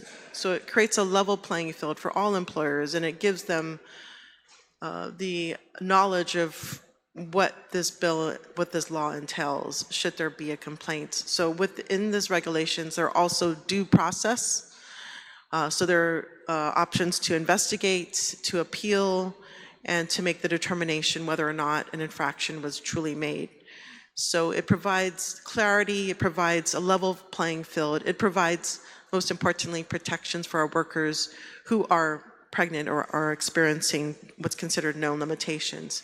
It applies to employers that have 15 or more employees. And so I think, I think it's incredible that these regulations were actually accomplished in that matter of time. In fact, it was developed much sooner, but because of the process of the AAA process, it takes a little bit longer to get through the different agencies to get all the signatures. And so I think it's really important to know that our government, and I applaud the government and all agencies that were involved in making this happen. And we know how hard it is sometimes to get these regulations in place. I think this is pretty fast, I think, compared to others. which have some taken 16 years even to get done. But this is an important regulation that we need to ensure fairness and protection of our workers, especially our women who are undergoing pregnancy or childbirth. And it is pretty much in line with a lot of the federal regulations too. It's aligned with the federal laws. And so I'm really glad to see that this come to its fruition. And I applaud the author of this this legislation, as well as the original author of the law itself. And I'm glad that I was allowed to be a co-sponsor. So, and I ask for my colleagues' support as well. Thank you. Thank you very much, ma'am. On the bill. On the bill, any other senators wishing to speak on the bill? No other senators. Gentlelady from Georgia, ma'am, you're recognized.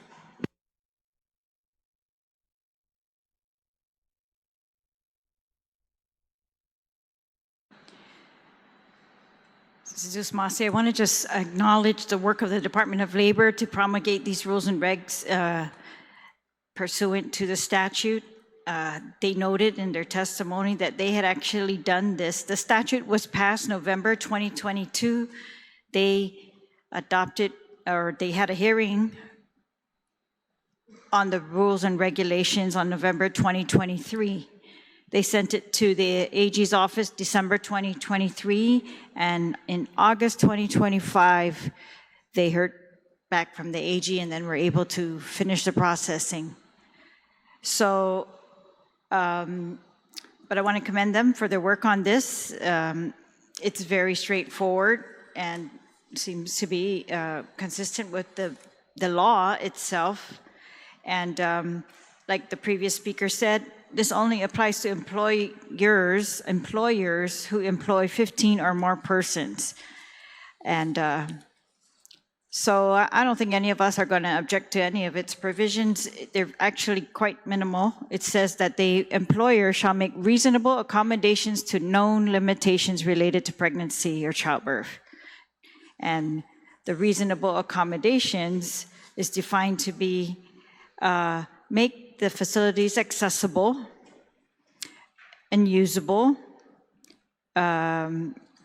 restructure to part-time modified work schedules, reassignment to vacant positions, acquisition or modification of equipment or devices, appropriate adjustment of modification of examinations, training materials or policies, provision of qualified readers or other similar accommodations for individuals with any type of disability. This is what the law mandated that the Department of Labor provide for. So I have no objection to this, passing these rules and regs. I'm glad for the work of the sponsors and the committee on this. I guess I just wanted to add to the record that unbelievably, in 2026, I'm still hearing complaints of employers not accommodating even medical diagnoses for pregnant women, that they need to take some time off or they're going to be in critical condition or whatever those things say. And or that when the pregnancies become at risk, that they just ask for reasonable accommodations. So while this doesn't apply to employers with less than 15 employees, I just still think as a community that we can do better. And that we should. And that this is still a reality. It's not some far-fetched or not occurring anymore type of scenario. It's kind of shocking to me. It's still occurring.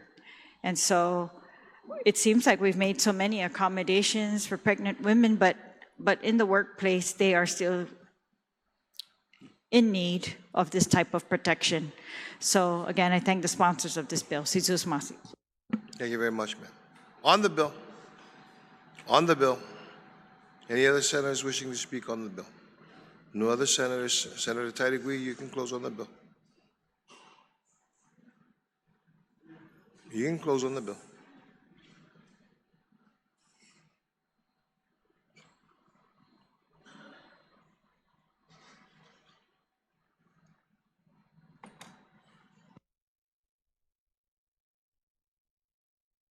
Okay.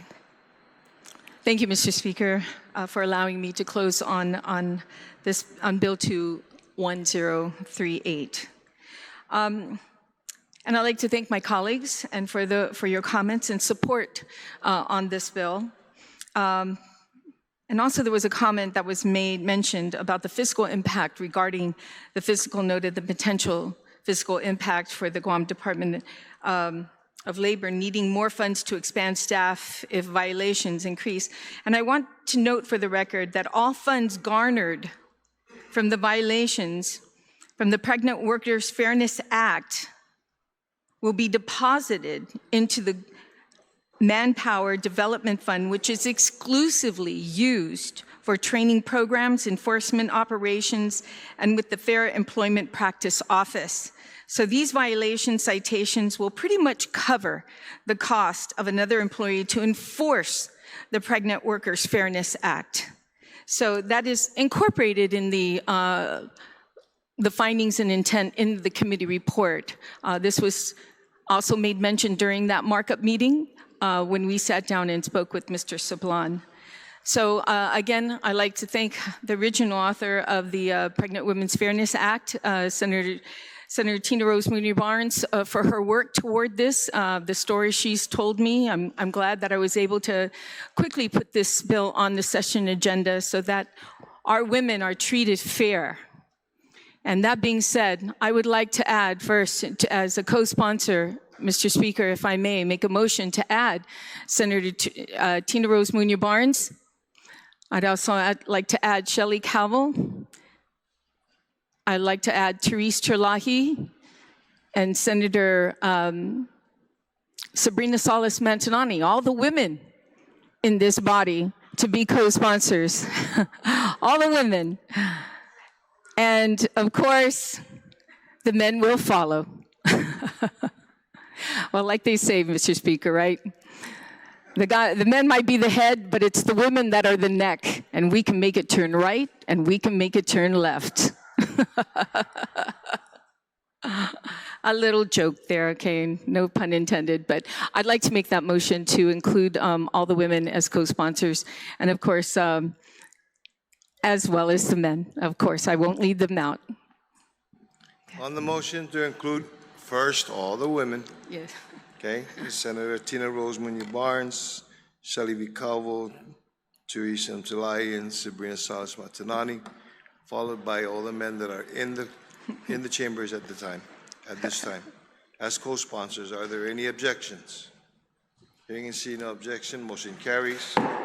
Thank you, Mr. Speaker. And at this time, I move to place Bill 210-38 COR into the voting file. On that motion, are there any objections? Hearing and seeing no objection, motion carries. Bill 215-38 COR. Senator Bora, you're recognized.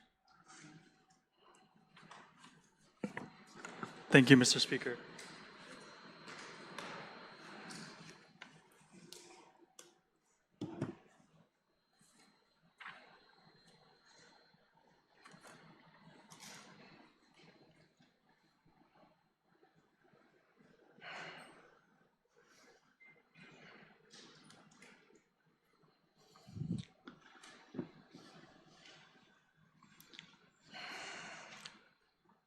Thank you, Mr. Speaker. Mr. Speaker, I move to place into the third reading file Bill number 215-38, an act to add a new subsection E to subsection 21103 of Chapter 21, Division 2, Title 10, Guam Code Annotated, relative to waiving the sanitary permit fees for student-led fundraisers, and I wish to speak on the measure. You can proceed. Thank you, Mr. Speaker. Mr. Speaker, this bill came as a result of the many town halls that we had from the beginning of the term leading up until the introduction of this bill.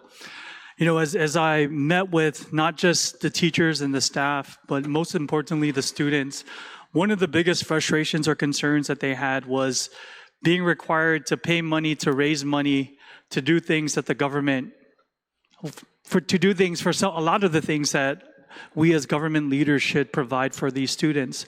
Of course, the biggest thing that I had an issue with was that these students are raising thousands of dollars every school year to have a decent graduation. And so, you know, after talking to public health and looking at the impact, I think in the fiscal note, it was about $3,000 some, Mr. Speaker. One, I was surprised at that number because it was pretty low. I thought it was a lot higher, but it's because a lot of students and the schools refuse to pay money to, and it's not, you know, a $20 sanitary permit fee. We're talking in the hundreds, sometimes thousands, depending on the number of fundraisers and the number of locations where these students are trying to raise funds. And so the bill is very straightforward, Mr. Speaker. The bill is attempting to waive the sanitary permit fees for student-led fundraisers in the public school system. And so I want to keep it short. And so I look forward to the debate or conversation on this measure, Mr. Speaker, and I'm asking my colleagues for their support. Thank you. On the bill, 215-38 COR. Any senators wishing to speak on the bill? Gentleman from Talofofo, you're recognized, sir.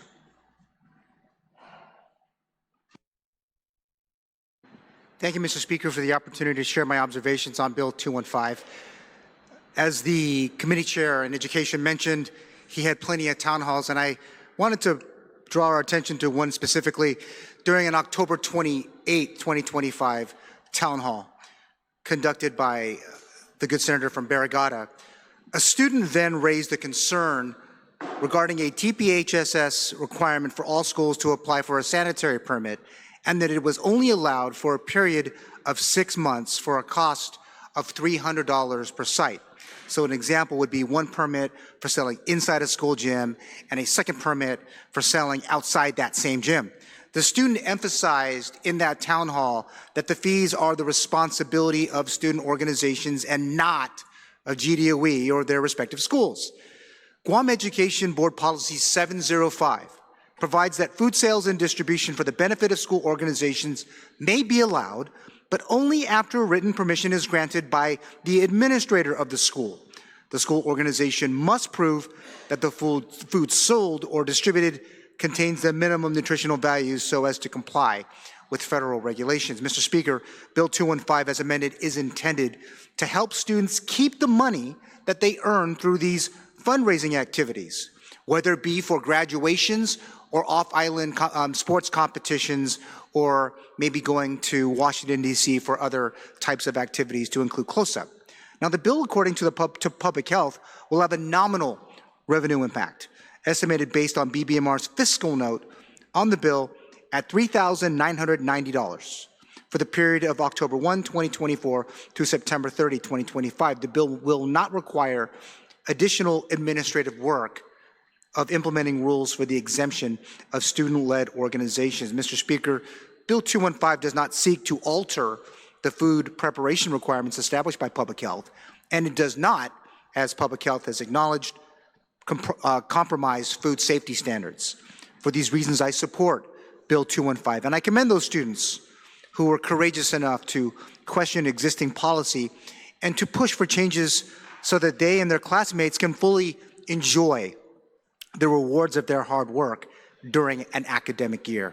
Thank you, Mr. Speaker. Thank you. On the bill, any other senators wishing to speak on the bill? On the bill, any other senators wishing to speak on the bill? Senator Bora, you can close.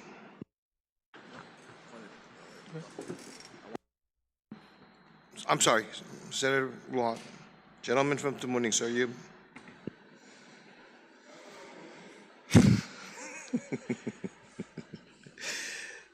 Thank you, Mr. Speaker. Mr. Speaker, I rise in full support, of course, of Senator Borja, the Chair of Education's Bill 215-38. It is simple, Mr. Speaker, a practical measure that, of course, helps our students do something that we should encourage every chance that we get. Mr. Speaker, this is about learning entrepreneurship early on, building confidence and raising funds for their schools. The way we used to do it, Mr. Speaker. Maybe I'm speaking for Senator Joe San Augustine and I only here. This bill is not about lowering standards, Mr. Speaker. It's about being, and not about being careless with public health. It's about making sure that our laws match real life experiences, especially on our campus, Mr. Speaker, where bake sales, of course, and small fundraising activities are part of the fabric of school life. Be honest with you, of course, again, back in the day when Joe and I were in high school, or even before then, junior high back then, now it's middle school, elementary, or as my nana will say it, elementary. Fundraising wasn't complicated, Mr. Speaker. If a team needed uniforms, if the band needed to travel, or we needed to get new instruments, most of the time the school provided it, DOE provided it then at the time. If a class needed money for a project, kids and parents will come together, Mr. Speaker. We'll sell brownies, pancit, cookies, banana bread, latizza, whatever. Nana and Tata and Auntie and Uncle could whip up. Sometimes we don't even know what it is. They just made it up and we'll sell it. Somebody brought a folding table, somebody will bring napkins, somebody made posters, and the whole campus showed up. Sometimes at the detriment of the cafeteria. Because the fundraising will take precedence over the cafeteria food.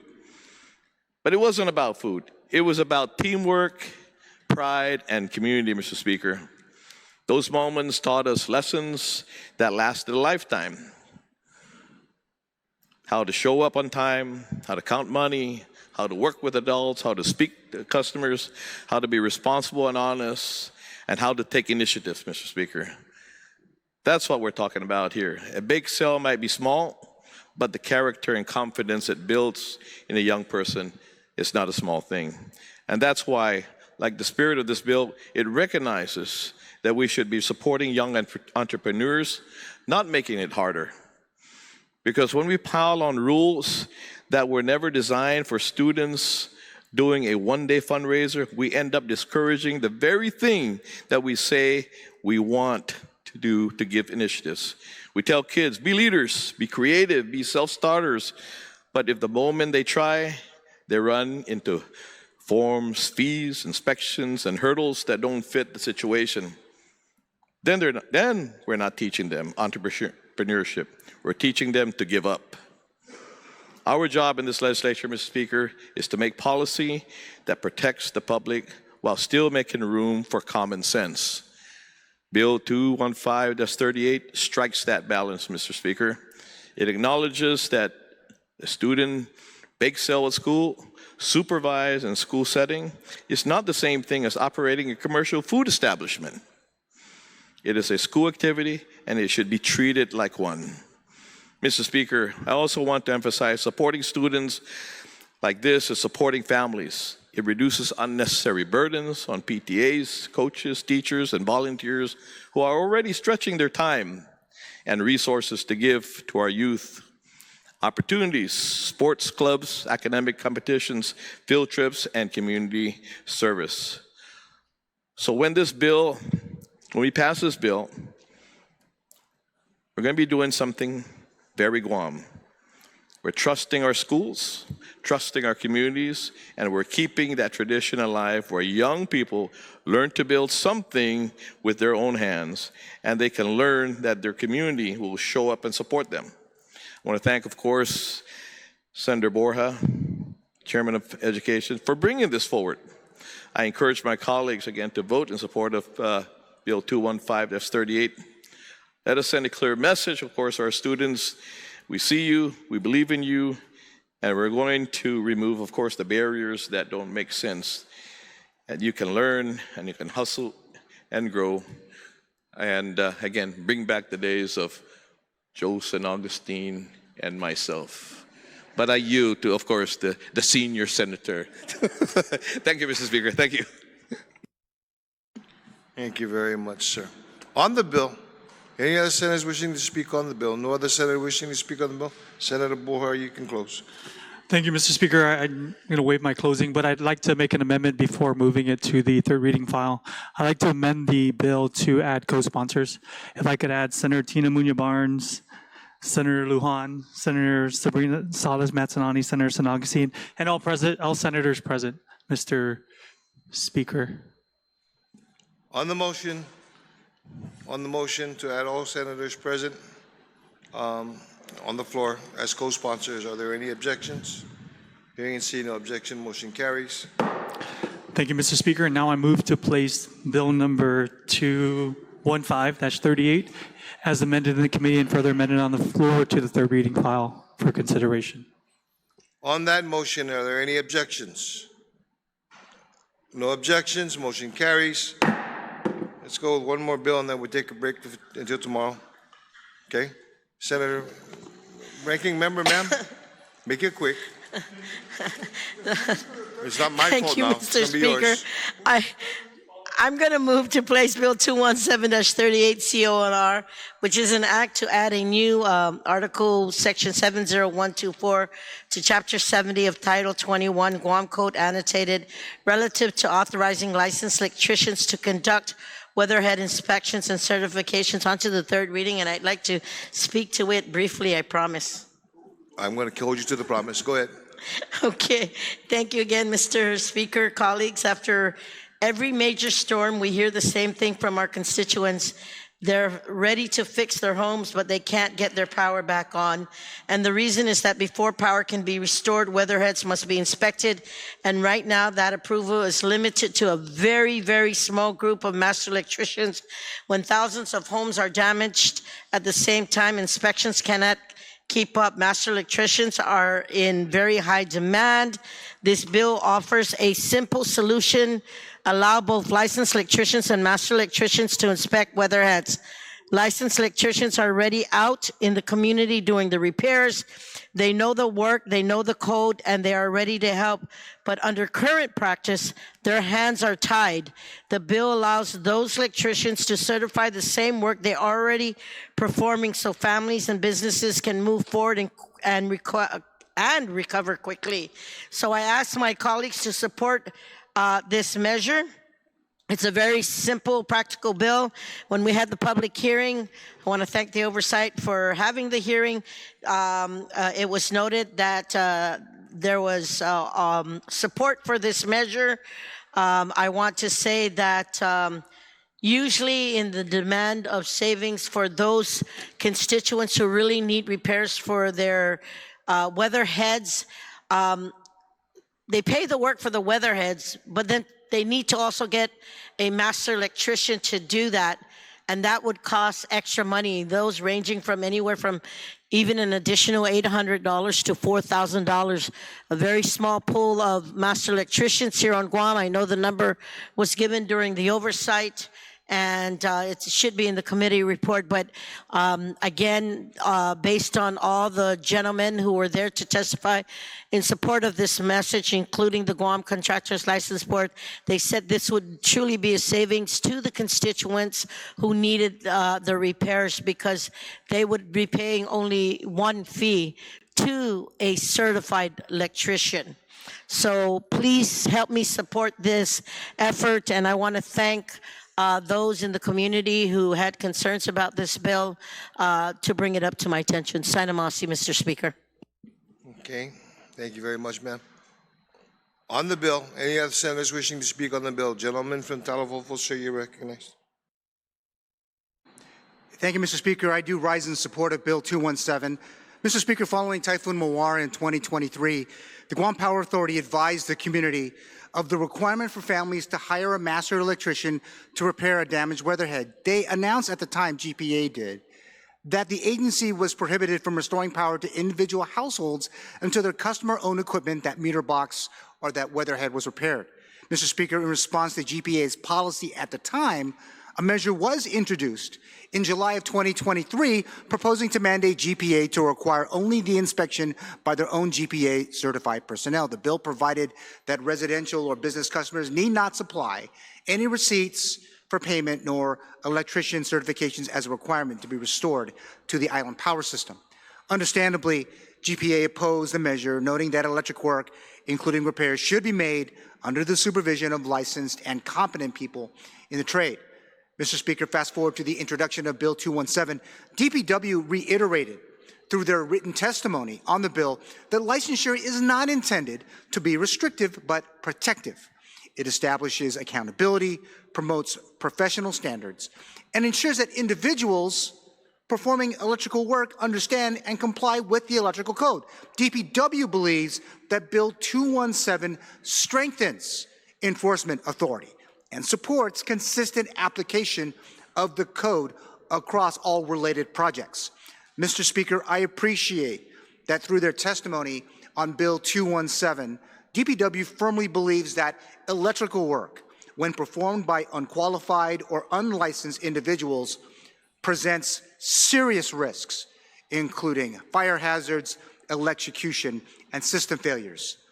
In that same spirit, Mr. Speaker, as a proud father of a young electrician apprentice, Bill 217 is a carefully drafted measure to help our families without compromising the safe and health of our community.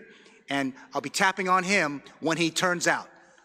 Mr. Speaker, again, 217 does not circumvent nor encourage unlicensed or unqualified electricians to engage in the inspection of weatherheads, especially when needed. This work or type of work must be done through the expertise and care of a licensed electrician. For these reasons, I reiterate my support for Bill 217, and I thank the author and ranking member for her forward-thinking proposal, again, bringing it forward in blue sky and nearly 3 years following the passage of Typhoon Mawar. Thank you, Mr. Speaker.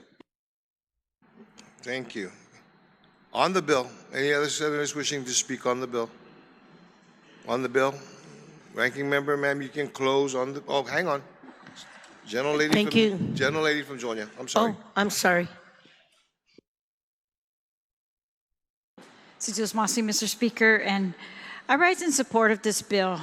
The only thing that was not answered at the public hearing, though, and I was hoping it was going to be answered before it got to the floor, is GPA's input.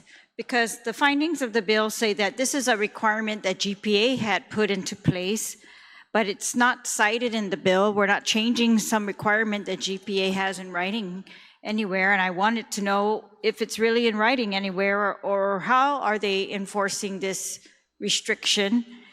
And the second thing is, it says here DPW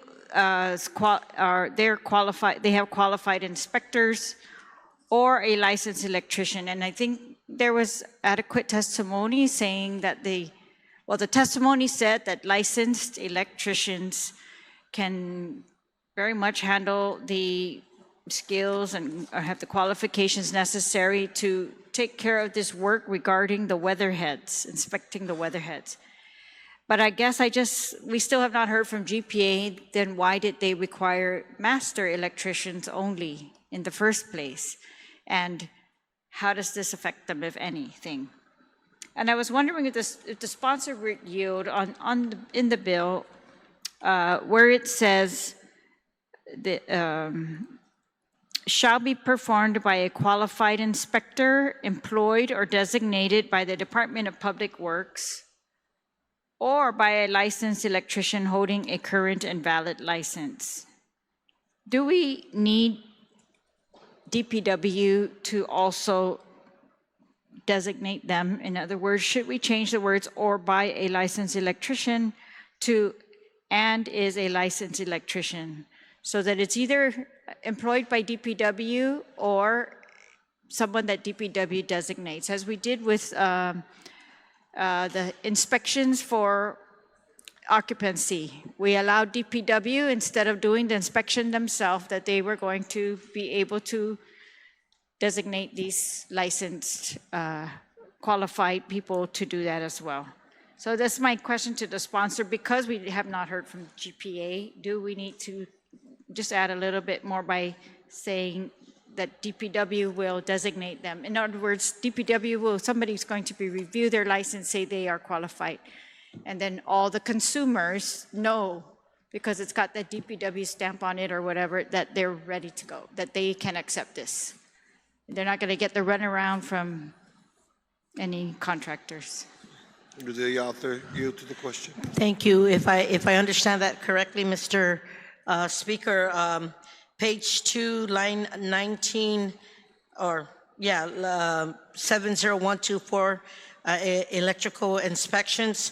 The electrical inspections for the purpose of ensuring safety and code compliance, including the inspection of weather houses, shall be performed by a qualified inspector employed or designated by the Department of Public Works or by a licensed electrician holding a current and valid license issued by the Guam Contractors License Board under applicable provisions of law, rules, and regulations.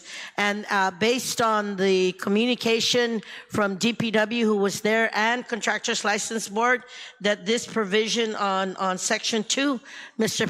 Speaker, would suffice. Does that answer your question, ma'am? Yes. And again, if I would just ask the sponsor or the committee chair if they would yield, is there any input from GPA? Because this is supposedly to resolve an issue that we are having with GPA.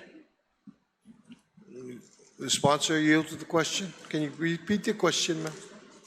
If there's, I didn't get anything from GPA, Mr. Speaker, and I know that the oversight chair was checking into that, but from my understanding, they didn't have the provision. The checks and balances are there, especially since a lot of the permitting process and the approvals of this work through Department of Public Works too.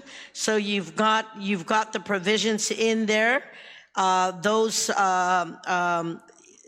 also working through the Guam Contractors License Board. So all those provisions as it relates to the repair off are part of this Section 2. So, but I cannot speak for GPA. Yes, would the committee chair yield as well? This is Committee on Land, Environment, Housing, Agriculture, Parks. Oh, all right. Again, we're talking about weatherheads. My understanding is that it's a GPA requirement. They want you to meet their requirements. And so we understand now from, that these licensed electricians, they can determine whether we're meeting GPA's requirements, but I'm not sure whether GPA I just feel like if we're going to interfere with the weatherheads and the license, approving them, we should just at least know what was GPA's original intent in requiring only masters. But I do support the intent of the bill, especially because we have heard reports of people's approvals being held up because they're waiting for the master electricians versus their contractor and the electricians in those companies who, according to this, are qualified to do that. But again, I just think as a safety measure, since we're dealing with weatherheads, we're connecting to our power grid, that GPA should have some input here, Mr. Speaker. Thank you. It's been my experience, ma'am, based on having to get the weatherheads fixed, that once the master electrician and DPW approve of the project and everything, that's when GPA will go ahead and hook up the power. And as far as the electrical and everything, it's... If I recall correctly too, it's because they had a kind of a pre-approved list of electricians who they would approve their work, right? Right. And so that's why I want to know, this is being significantly changed. Is GPA going to, be able to move forward? Or are they going to say there's some other regulation that prevents that? That's why I just think their input's important. I understand. Thank you very much. Okay. On the bill. Gentleman from Tamuning, sir, you recognize. Sidus Masi, Mr. Speaker, and having had to deal with this a couple of times, and one actually somewhat recently, you are correct, Mr. Speaker. I believe, and we can double check this as the bill goes, maybe to the third, but I believe the process is that when you apply to GPA for disconnection, they come and disconnect, or if the storm already disconnected it because something had fallen and damaged your weatherhead, and they have disconnected the power, then they will only reconnect after you clear with DPW that it has been inspected and signed off on. DPW is the one that holds the list of master electricians, and that's the problem.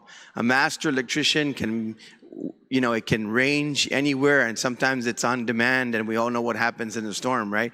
The testimony, I believe, in the committee report is starts somewhere anywhere from $600 to $800 and can go up to $2,000, depending, $4,000 sometimes even, depending on how badly you need it and what the situation is. So once you have gone back to, because that's the next process again, to DPW, and prove and provide your documentation that your paperwork is signed off on, that's the time when GPA will then come and reconnect the weatherhead, but they will not reconnect until it's been cleared by Public Works. So that's the process. And so in this instance now, this list of master electricians will be expanded to licensed electricians, as our good friend Senator Gumatata was discussing earlier. So I believe that's probably why they haven't opined on it, because their job is to come out and disconnect power, of course, that's no longer suitable because the weatherhead's damaged, and then to come back and hook it back up once it's been cleared by Public Works, who holds the regulatory function. So I support the bill, Mr. Speaker, and hopefully we can send it to third and get it voted on. Thank you, Jesus Masi. Jesus Masi. On the bill, any other questions? Senators, we can speak on the bill. No other senators?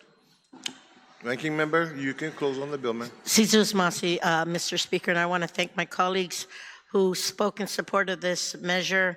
And I would like to amend the bill to add co-sponsors, Senator Chris Dueñas, Senator Sean Gumatata, Senator Joseph Augustine, and all the members, Senator Matanani, Senator Boer, Senator Lahan, and all the members, Senator Terlahi, Barnett, and Paris, and you, I'm sorry, Mr. Speaker, and you, all those present in the hall today. I was going to include you, bro. I was going to include you. So on that motion, sir. On the motion to include all senators present in today's session hall as co-sponsors, are there any objections? Hearing and seeing no objection, motion carries. And on a motion, Mr. Speaker, to put it down into the third reading voting file.